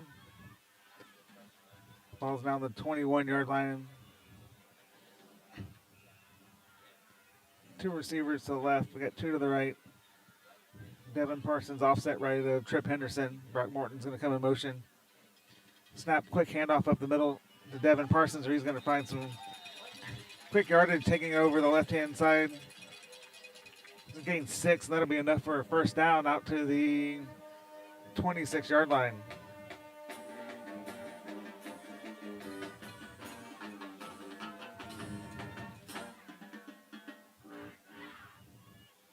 They're coming up on about halfway through this third quarter. Lago Vista trailing Wimberley 10-7. Brock Morton comes in motion. Trip takes a snap. He's going to fake the handoff. Quick pass out to Brock Morton on the right side. He's going to make the first guy miss. He's going to take it down the sideline, make another guy miss. Great catch and one by Brock Morton. Makes 2 men miss. Gets the ball out to the Lago Vista 45-yard line, where it's 1st and 10 Lago Vista. Lago Vista's had a lot of success tonight with some of those quick swing out passes to the outside. And as he has all season long, Brock Morton proves to be very difficult to tackle in open space. Trip's going to come back, quick wide receiver screen out to the left. Passes is going to fall incomplete, intended for Cedric Griffin. And that'll bring up 2nd and 10.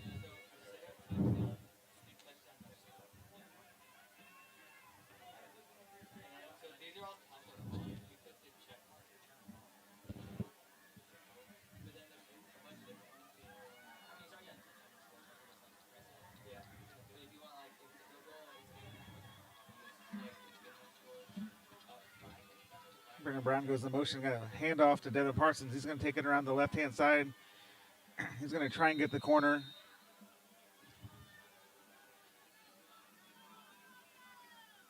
He's able to get around for a very minimal gain. He's going to come up hobbling a little bit.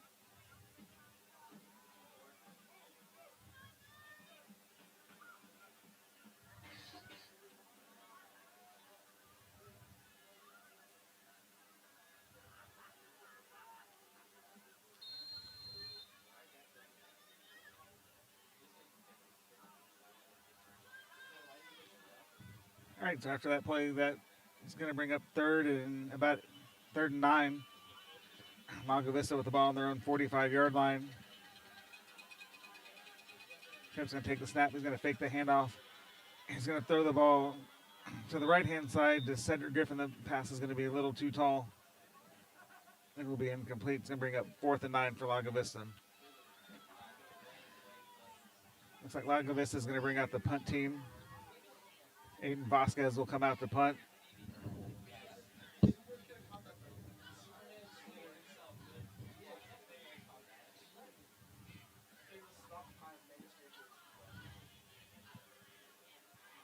Looks like Wimberley is going to have Aiden protect back deep. Snap back. Aiden Vasquez is going to get the kickoff. Low end over end kick's going to be fielded at about the 27-yard lines, and the Vikings are quickly down there to make a quick tackle after a short gain of about 3, where Wimberley will have the ball 1st and 10.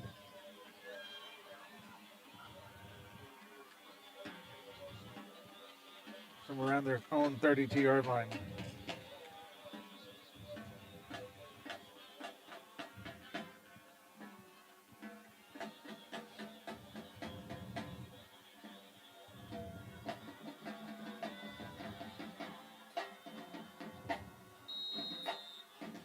Quick score update on the other game we're following. Gerald and Gonzalez. Gonzalez is ahead in the third quarter, 20-14. Not the direction we want that score to go, so we'll be rooting for Gerald to come back in that game. Meanwhile, here it's 1st and 10 for Wimberley from their own 32. Gonna snap back and have a handoff off the right-hand side. Running back's able to find a little room, keep his legs driving, and will pick up 12 yards on 1st down. There's Wesley Milam on the carry for Wimberley.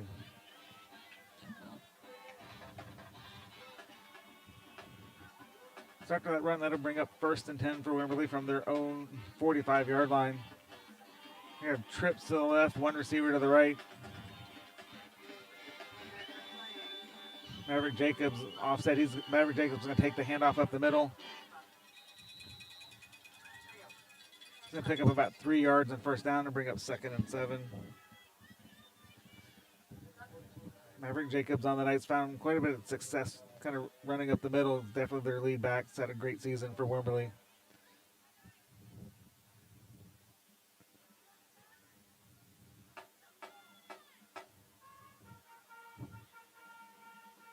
So again, we'll bring up 2nd and 7. Coming up on 4 minutes left here in the third quarter. A receiver in motion, snap back, handoff up the middle. Viking defense is ready for that. They're going to stop him for a short gain of only about a yard on the play.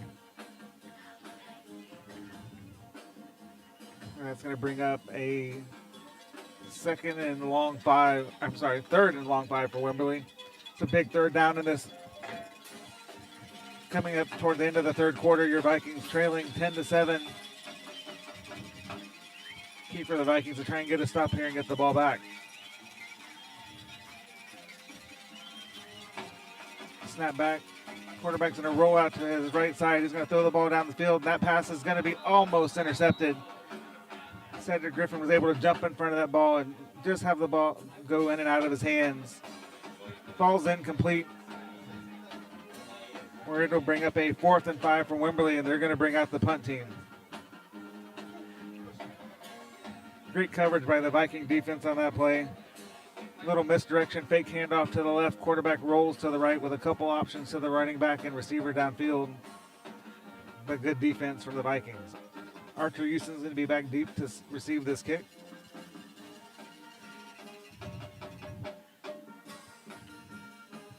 Archer's going to call for a fair catch where he's going to catch the ball at the 20-yard line where the Vikings will have the ball 1st and 10.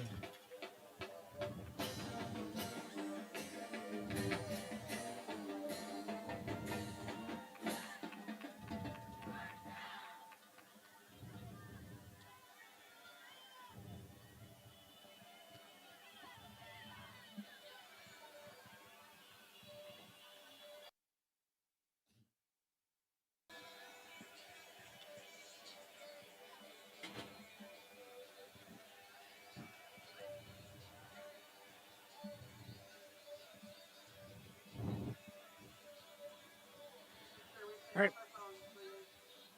The Vikings have the ball 1st and 10 from their own 20-yard line. We have trips to the right, single receiver to left. Brock's going to fake the handoff. He's going to look to the right. He's going to throw it down to Cedric Griffin. He's going to catch the ball at the 40-yard line. He's going up the middle. He's going to make another man miss. He's going to take it down the sideline to the 15, 10, 5. Touchdown, Cedric Griffin. 80-yard touchdown pass from Trip Henderson to Cedric Griffin. Great job by Cedric Griffin. About a 15-yard pass. He caught it, was able to cut it up the middle, make about 3 men miss, use his speed, and in for the touchdown.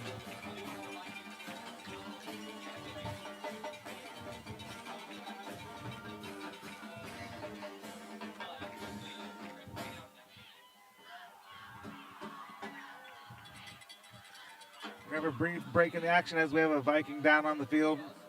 Way back at the Lago Vista 15-yard line. Looks like we might have a potentially stretching out of cramp.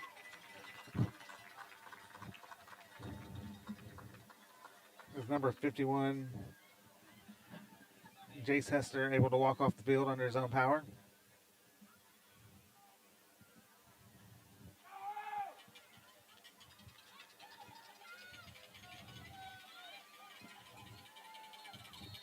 All right, so Zeke Moore will come on to attempt the extra point. Archer Houston will be in for the hold. Snap back, hold down, kick up. Kick is good. And after that touchdown pass, your Lago Vista Vikings take a 14-10 lead over the Wimberley Texans with 3 minutes left to go in the third quarter.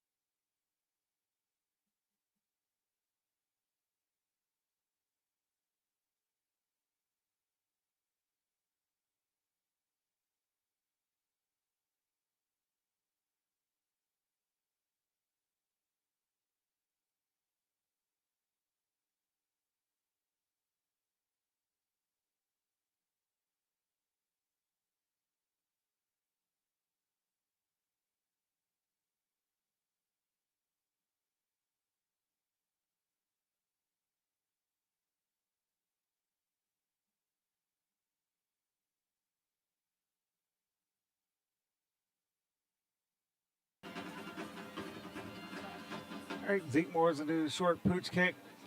Wimberley's going to fair catch it about the 29-yard line.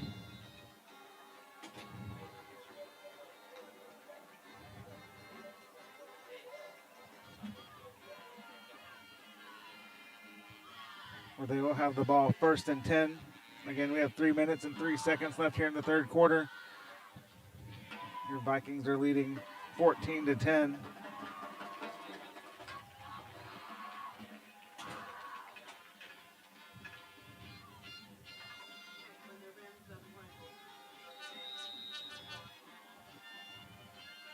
Wimberley's going to come out with 3 receivers to the right, 1 to the left.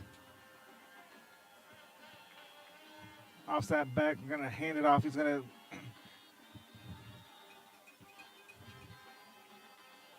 run it up the right side for a gain of about 4 yards on first down.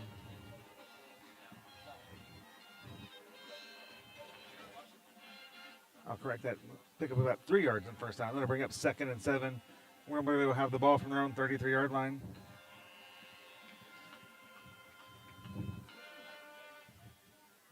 Three receivers to the right. And a snap back. Quarterback's going to go with that quick pass over the middle. Complete to Keith Cook. And pick up about 5 yards. It's going to bring up third and 2. Texans have gone to that little read option a couple times, a little quick pass over the middle, where they've been able to have a little bit of success this evening. But again, another big third down for the Vikings. The 3rd and 2. Wimberley has the ball on their own 38-yard line. Wimberley's going to come out with have a pistol look with 2 backs offset. The quarterback snap back. He's going to hand the ball off the middle. And that's going to be about a 3-yard run from Maverick Jacobs. He's going to pick up the first down.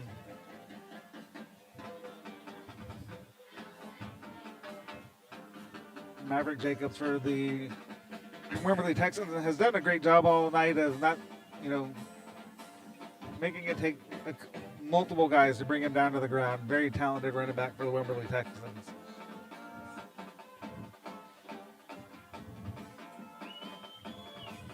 So first down, low snap, handoff.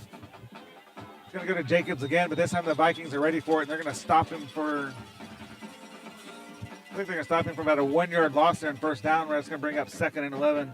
Good early penetration by the Viking defense that time to stuff that run up the middle.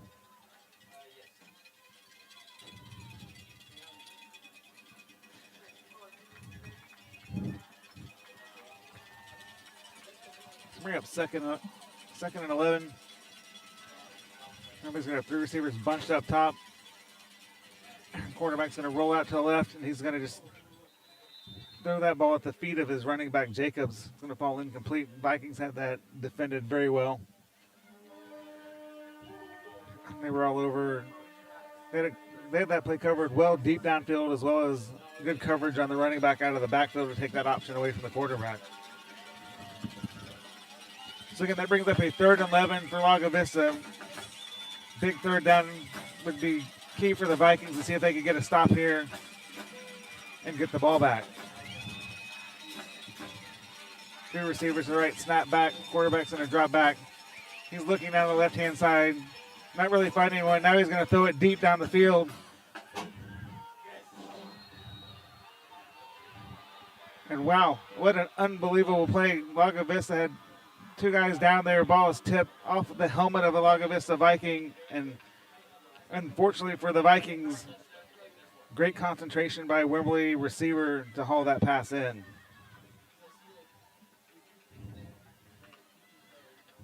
A little bit unfortunate for the Vikings on that play. Great coverage down there. They were able to tip the ball.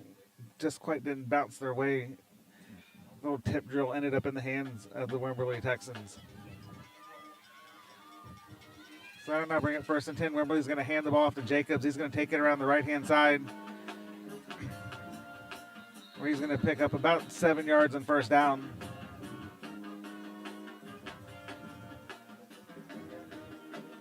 Bring up 2nd and about 3. Ball on the Lago Vista 15-yard line. Looks like that'll be the last play of the third quarter.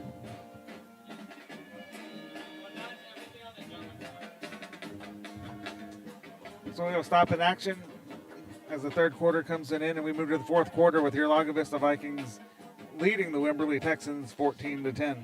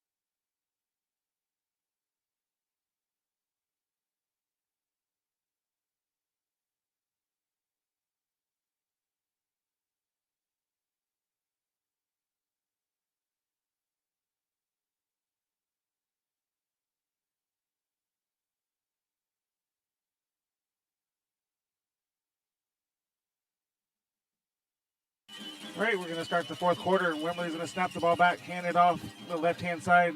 They're going to run it up.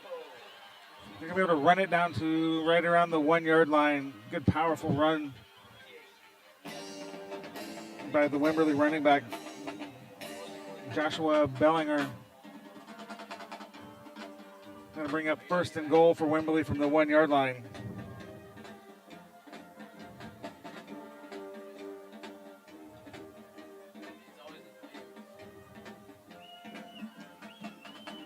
What does it take? Snap back, hand it off the left-hand side, and they're going to be able to run it in for a Wimberley Texan touchdown.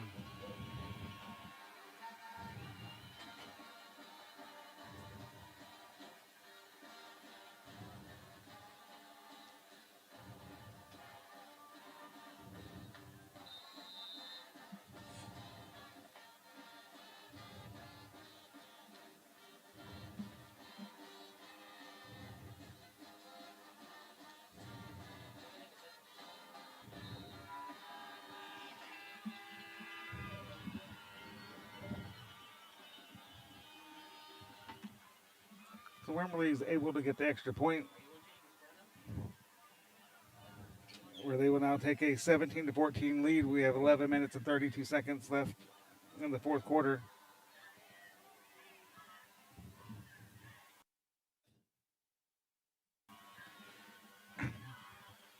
That last Wimberley drive aided by a conversion on 3rd and 11 with a very long, deep pass.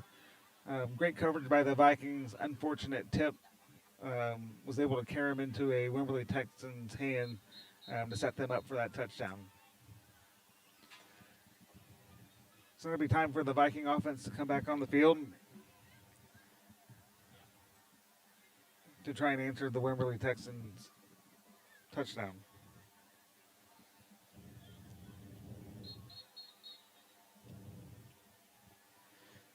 While we're waiting, quick score update, fourth quarter of Gerald versus Gonzalez. Gerald has now taken the lead 21-20 over Gonzalez.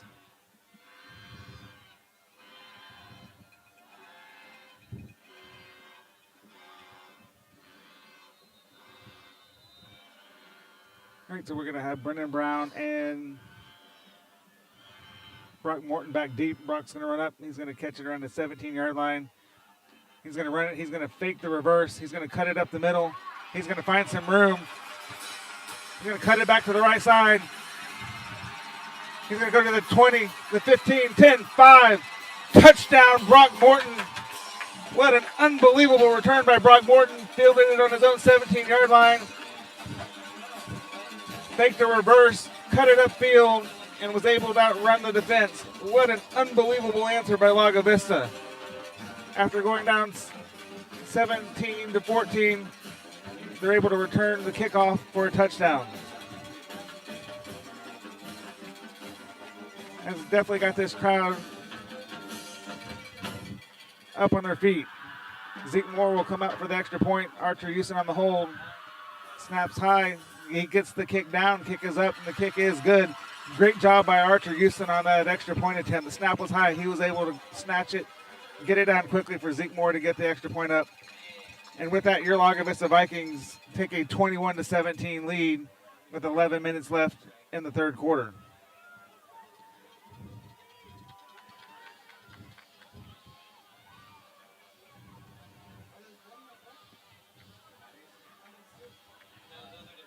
So in the last two plays, unbelievable action by the Vikings. First on a 80-yard touchdown pass from Trip Henderson to Cedric Griffin. Wimberley quickly comes back, gets a touchdown, and then Lago Vista comes back, and Brock Morton with an 83-yard kickoff return for a touchdown to give the Vikings a 21-17 lead. And as I mentioned a few moments ago, it's fourth quarter of Gerald versus Gonzalez, where we need Gerald to topple Gonzalez, and we need to win tonight to make it to the playoffs. Gerald currently ahead 21-20, again in the fourth quarter against Gonzalez. So Zeke Moore will come out to kick off.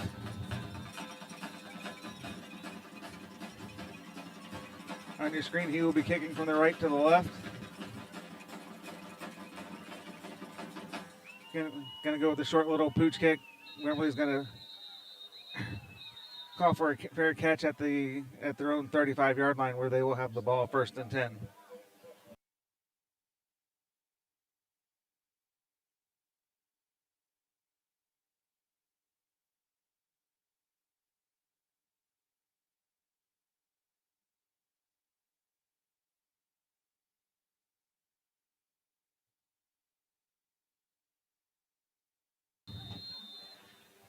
As the Vikings come back on defense, it'll be key for the Vikings to try and get a stop here and get the ball back to their offense and see if they can build on this lead, build a little bit of a cushion here in the fourth quarter. But as we've seen at the end of the first half and into the second quarter, the Wimberley's kind of got their offense going a little bit. So let's see what the Vikings can do. First down, handoff up the middle to Jacobs. Didn't have a great handle on that ball when he got the handoff, but he was able to secure it and go up for about a 2-yard gain on first down, rather bring up 2nd and 8. Let's see what this defense has in store for this Wimberley Texan offense. In the first half, Lago had some success on some run blitzes up the middle, but we've got to be careful and watch out for a play action pass or something off that. So again, handoff, going to go around the right-hand side. Jacob takes the ball. Lago Vista's there quickly to stop him for only a 2-yard gain, rather bring up 2nd and 6. Good pursuit by the Vikings on that outside run play off the left-hand side to control that for a very minimal gain. So as I mentioned on the last drive, again, going to bring up a big 3rd and 6. Wimberley has the ball on their own 39-yard line. Here's 2 receivers to the right. Going to send the running back out to the left. Again, they're going to go with that quick pass over the left side. It's going to be caught around the 40. It's going to be caught at the 45-yard line. It's going to be just enough for a first down by the Wimberley Texans. It's a couple times they've gone to that kind of read option place. They have the back rolling out of the backfield and that little quick pass over the middle. Tight coverage by the Vikings, but really good pass by Jackson Parker, the quarterback on that play. 1st and 10, they're going to hand the ball off the middle. Jacobs is going to find some room up the middle that time, where he's going to take it for about a 12-yard gain and a first down, carrying the ball down to the Vikings' 38-yard line.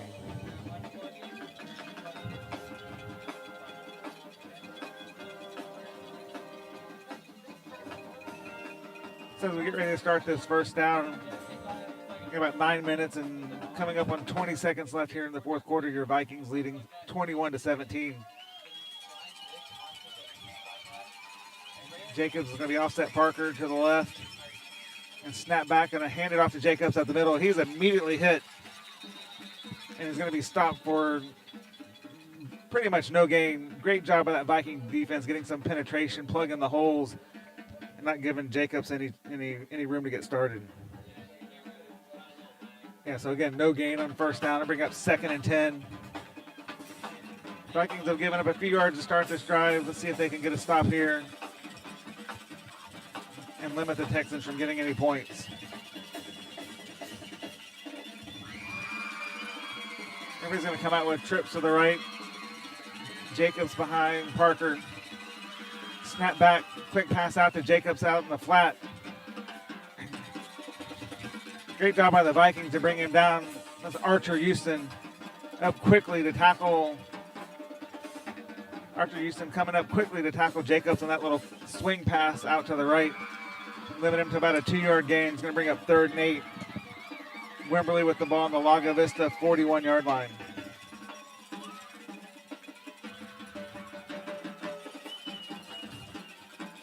Let's see what the Texans want to do here on 3rd and 8. They found some success with some passes over the middle, especially on some RPO plays. They have trips to the left, single receiver to the right. Snap back. This time the quarterback's going to look downfield. He's definitely got some time. He's going to thread the pass in there to number 17. He's going to take it down to the Lago Vista 10-yard line. Good coverage by the Vikings on that play, but Bennett German was able to find a little soft spot in there, and great pass by Parker to get that ball in there to him for a first down, and then he takes it down to the Viking 17-yard line. Got 7 minutes and 30 seconds, quick snap. Going to hand the ball off to Jacobs again. He's going to run it up the middle. And he's going to be tackled after about a 4-yard gain on first down. It's going to bring up 2nd and 6.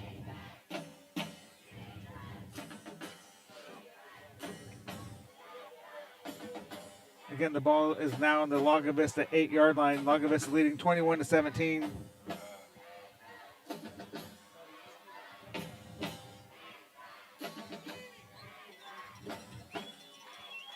Key for the Vikings to stop the Texans here from scoring again. As we're getting about midway through the 4th quarter. Snap back, quarterback's going to roll out to the right side. It's going to be a great play by number 6, Nathan Hebert. Great open field tackle, 1-on-1 with the quarterback out there on the edge.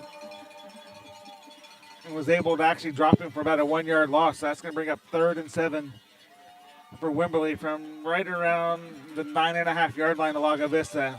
I know I've said it once, I've said it many times. Another huge 3rd down here, especially as we're coming to halfway through this 4th quarter. 6 minutes and 15 seconds left in the ballgame. Your Vikings ahead by 4.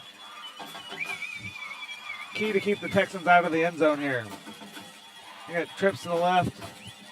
Jacobs offset to the right. Jacobs going to go out in the pass play. Going to have a quick pass over the middle. Great job by Brennan Brown to break that up. And looks like we're going to have a pass interference.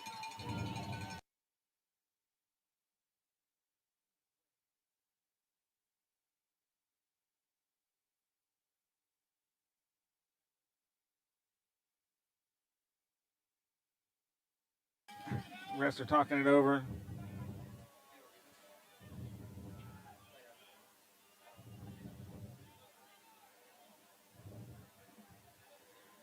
There's going to be pass interference on the defense. I'm not sure if I saw that, but that's what the referee saw. It looked like pretty good textbook coverage on that one. That will be an automatic first down for Wimberley. It'll be 1st and goal from the 1-yard line.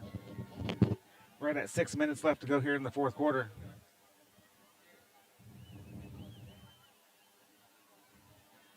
Let's see what this Viking defense can do. Wimberley's going to come out with offset back to the quarterback. Jacobs is going to be back deep. A snap back, hand it off to Jacobs. Vikings are able to get some pressure. Great job by the Viking defense. They're able to get some pressure off that right side and actually dropping back. Going to drop him back for about a 3-yard loss. So that'll make it 2nd and goal from the 4-yard line. Or take that back. 2nd and goal from about the 3-yard line. Key for this Viking defense to be able to get a stop here. As this game winds down here late in the 4th quarter. So Wimberley's going to come out. Jacobs is going to be behind Parker in the backfield. Snap back, hand off to Jacobs. He's going to take it around the right side, and he's going to find room, and he's going to go in for a Wimberley touchdown.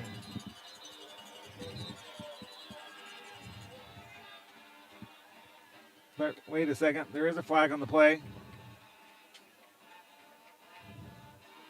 Let's see what the call is. It's a big flag. We have a holding on the offense. That'll take the touchdown off the board. In addition to taking the touchdown off the board, that'll be a 10-yard penalty. It's going to move the ball back all the way to the 13-yard line, where it'll be second and goal from the 13-yard line. So again, huge drive here for the Vikings as we come up on about 5 minutes left to go in the game. Lago Vista leading 21-17. Wimberley has the ball. First and goal from the 13. Parker, the quarterback's going to have Jacobs offset to his right. Receiver in motion. Snap back. Going to have a delayed handoff. Jacobs is going to take it off the right-hand side. I'm sorry, left-hand side. Where he's going to be able to pick up some good yards.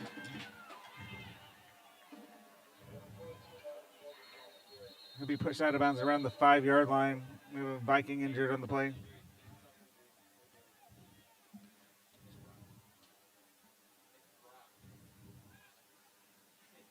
So that second and 13, the Texans were able to pick up about 8 yards. They're bringing up third and goal from the 5.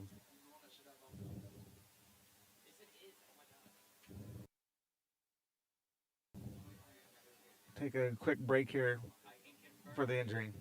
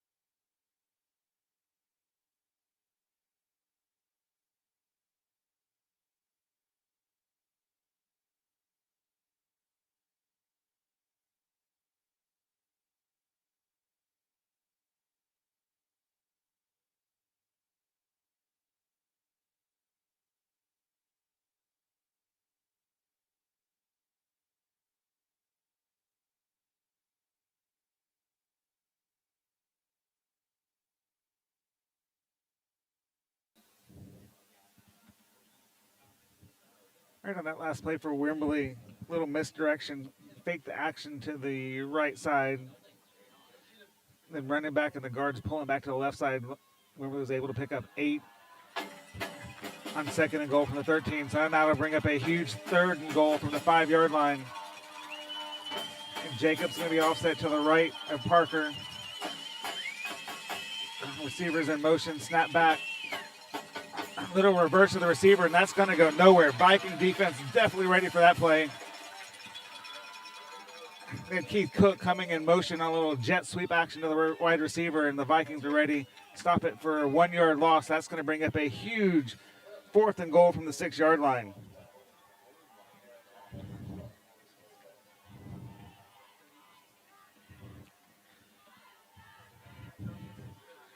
So coming up on 4 minutes and 30 seconds left in the fourth quarter. Wimberley has the ball, first and goal from the Lago Vista 5-yard line. Stating the obvious here, this is a huge play in this ball game, and Wimberley is going to take a timeout to talk about it. Probably a smart timeout for Wimberley there. Huge play in this ball game. Coaches want to make sure they have the right play call in before this gets going. When we have the pause here, a little score update for you from the Gerald and Gonzalez game. Obviously for Lago Vista, we need Gonzalez to lose. Gerald took a 28-0 lead over Gonzalez. In recent update, Gonzalez has now come back to tie it at 28-28 in the fourth quarter. So it looks like that game's going to come down to the wire, while we have our game here also coming down to the wire.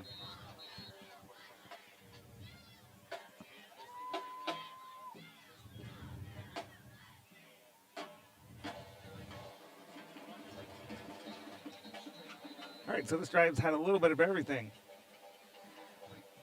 We had a 3rd and 13 down here. Lago Vista appeared to have stopped the play. Pass interference set Wimberley up 1st and goal from the 1. They were able to punch it in, but there was a holding call. That has led us to this. 4th and 5. Wimberley with the ball on the Lago Vista 5-yard line. Jacobs offset to the right. Snap back. Quarterback's going to roll to the right. He's going to throw it back to the left. Where he's able to break a couple tackles, but not before the Vikings are able to tackle him down at the 2-yard line. Great job by the defense. Good play design by the Wimberley Texans. They roll everyone back out to the right side. They have Jacobs go to the right side and then throw it back to the tight end to the left. He's able to make the first guy miss. But the Vikings are able to take him down for only a 3-yard gain, stop him at the 2-yard line, where your Vikings will take over 1st and 10 from their own 2-yard line. Set the stage a little bit here. We have 4 minutes and 18 seconds left in the 4th quarter. The Vikings are leading 21-17. After the 4th down stop, the Vikings will be deep in their own territory. So you need to be cautious here to get the ball out of the end zone and avoid any kind of safety, as they'll have 1st and 10 from their own 2-yard line. Snap back to Tripp. He's going to hand it off quickly. It's going to be Xavier Ledette on the carry.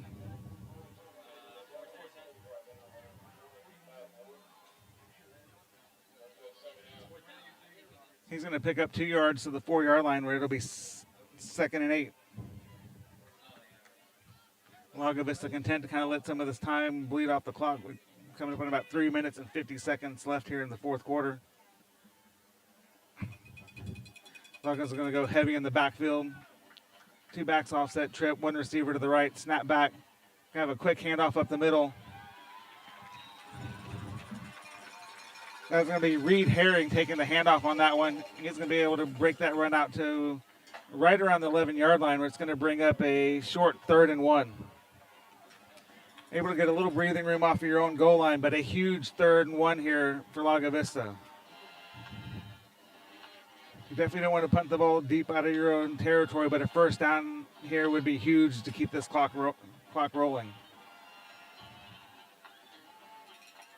So Lago Vista is going to come out in the same set. You're going to have Reed Herring and Xavier Ledette offset of Tripp Henderson. Snap back. They're going to hand it off to Reed Herring again. He's going to run it up the middle, and he's going to get a 1st down to the 16-yard line. Great play by Reed Herring and that Lago Vista offensive line to open up a hole and get a 1st down, where it'll be now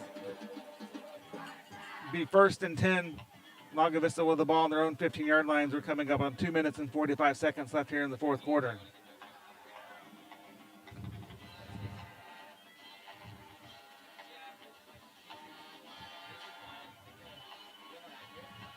So again, Lago Vista taking their time, in no hurry to get this play off. They're going to go with the same formation. Play clock running down. Snap back to Tripp. He's going to hand it off to Xavier Ledette. He's going to run it some tough yards up the middle. He's going to pick up another 5 yards. Gerald's going to come out and take their 2nd time out of the half. They want to get another stop in before we get to the 2-minute timeout. So we take this time out. I want to give a huge shout out to our Viking Sports Network crew, who's bringing you all the sights and sounds tonight and the graphics on your screen. It's a completely student-led operation. They do a fantastic job of bringing you the games and the highlights and the replays each and every week.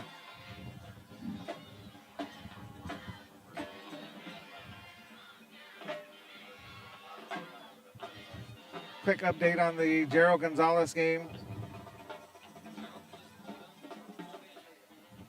Still tied 28-28.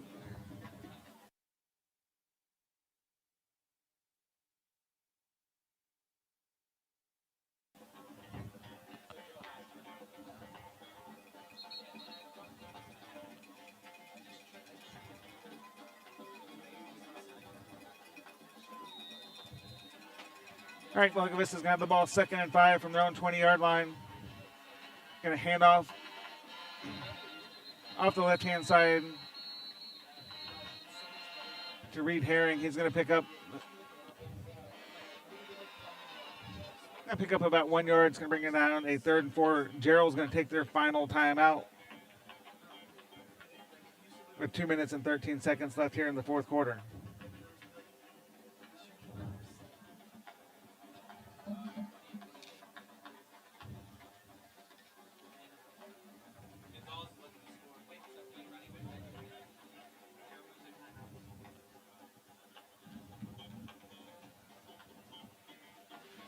So we have this timeout. It is senior night here at Lago Vista. We'll give a quick shout out. A lot of seniors on this Lago Vista Viking team.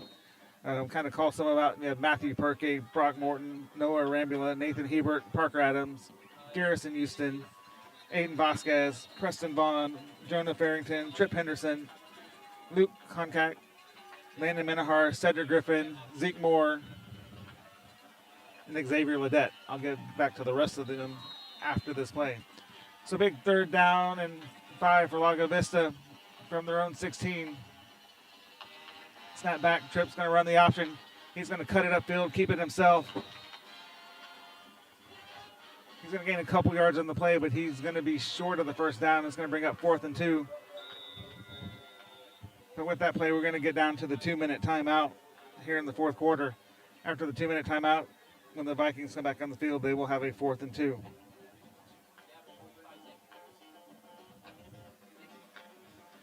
So again, going through the seniors, as I was mentioning earlier, we also have Jaden Box, Jace Hester, Graydon Burke,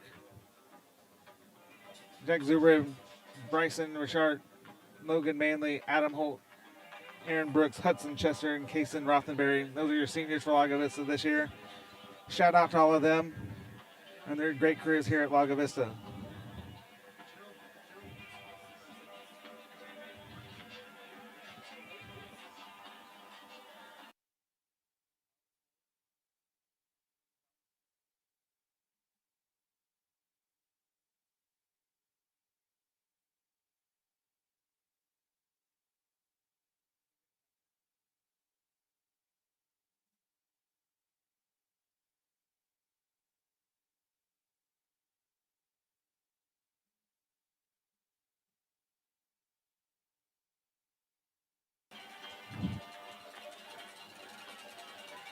It looks like Lago Vista is going to bring the offense out.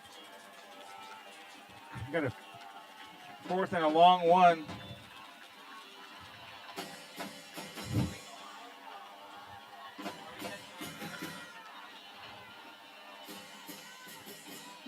Looks like Lago Vista is going to call a timeout now. Talk things over. Lago Vista brought the offense out on the field. Not sure if they were trying to see what kind of set the defense was going to be in or not. Quick score update for you out there. Late in the fourth quarter, Gonzalez has scored a touchdown to take a 34-28 lead over Gerald with about 20 seconds left in that game.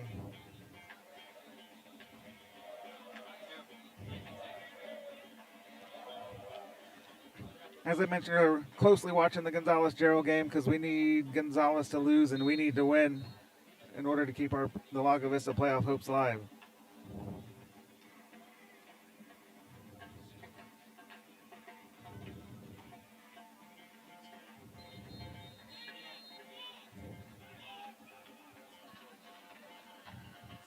All right, coming out of the timeout, this time Lago Vista is going to bring the punt team out. Going to have Aiden Vasquez back to punt. Snap back, Vasquez is going to take it. He's going to get a high kick. It's going to be fielded by Wimberley. And the Vikings are quickly going to rally around him and take him down at about the 45-yard line where it'll be 1st and 10 for Wimberley.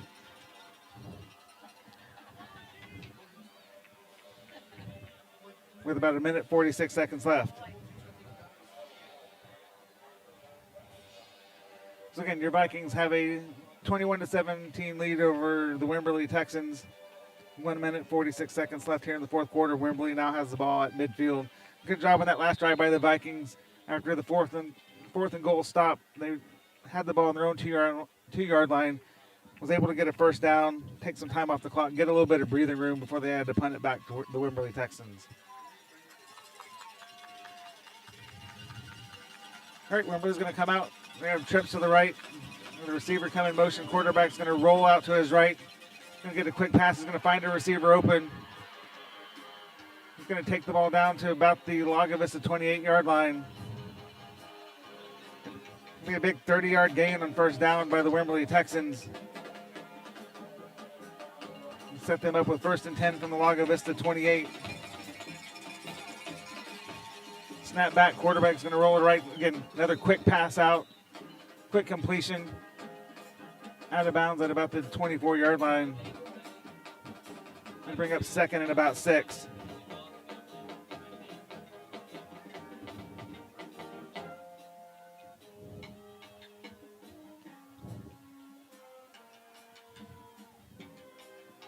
Make that, let's call it 2nd and 5 for the Wimberley Texans.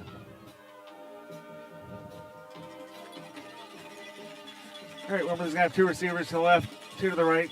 We have a receiver in motion. Going to be a low snap for the quarterback. Ball's on the ground. He's going to have to just sit on it. That's going to be about a 6-yard loss. It'll bring up 3rd and 12 for Wimberley from the Lago Vista 30-yard line. We got to rush up. Clock's running. Quarterback's going to roll to his left side. He's pointing downfield. He's going to throw it deep downfield. And that pass is, he had a man open. That pass is going to be incomplete, short. And that's going to bring up about 4th and 11 for the Wimberley Texans. Again, Lago Vista is leading 21-17. We have 1:07 left.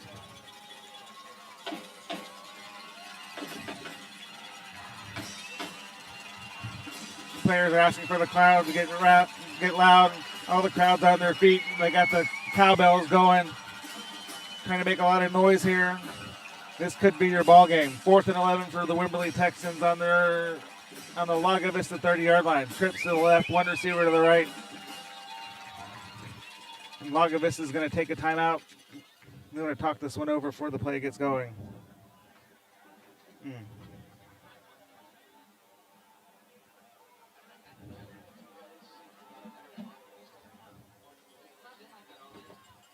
And so while we have this timeout, we'll give you a final score update.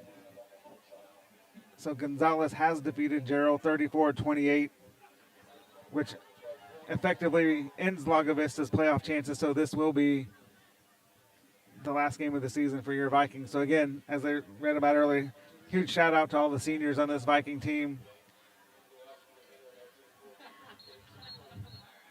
They've had a great season. Played tough all year, been in every single ball game. So it'll be good to send these seniors out with a win here tonight. That'll start right here on this 4th and 12 for Wimberley from the Lago Vista 30-yard line.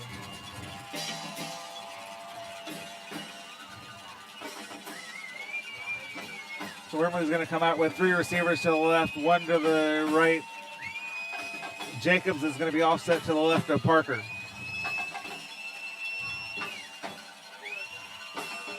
Snap back. Parker's going to drop back. He's got some time. He's looking downfield. He's going to throw it over the middle. That ball is caught. Let's see if he has enough for their first down. It looks like he might be a little bit short. He is short. The Vikings stopping short. The Wimberley Texans have no timeouts. So that should be the ball game. The Vikings should be able to come out in victory formation where they will get a victory over the Wimberley Texans.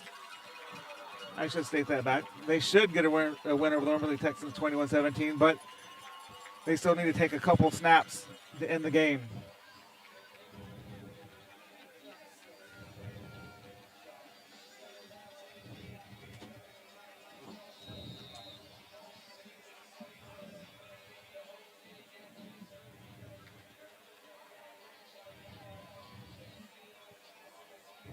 So the Vikings will come out to have the ball on their own 19-yard line with 1:01 left.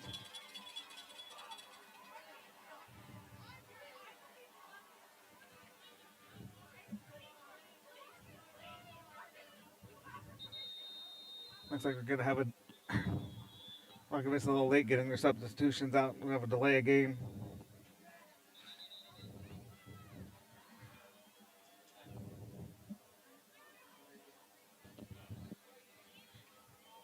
to move the ball back 5 yards, be 1st and 15. Again, Vikings in a situation just to snap it back, kneel it down. You need to do about that. You need to do that about 2 times, and that'll end this game. Snap back to Tripp. He's going to take a knee. We got 53 seconds left as that winds down. Again, give a huge shout out to the Viking Sports Network crew. They've done a great job all season long bringing you the sights and sounds of these games. Student led. They do a fantastic job coming here early, staying late to break everything down for you. Give a shout out as well to Colby Canales, who's been my sidekick this year, bringing the games to you and announcing them, along with being beside Mr. Holt. It's been a fantastic season. Sad to see it end for the Vikings, but your Vikings are going to come away with a 21-17 victory over the Wimberley Texans. Finish the season at 3-3 in district and 6-4 overall. Great team, a lot of seniors. We'll read it down for you one more time for all the seniors on this squad.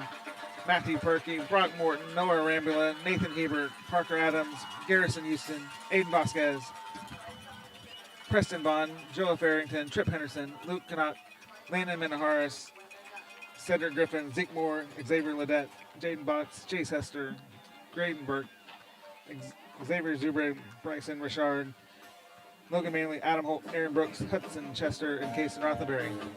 Again, from your Viking Sports Network crew and everyone here, we hope everyone has a great night.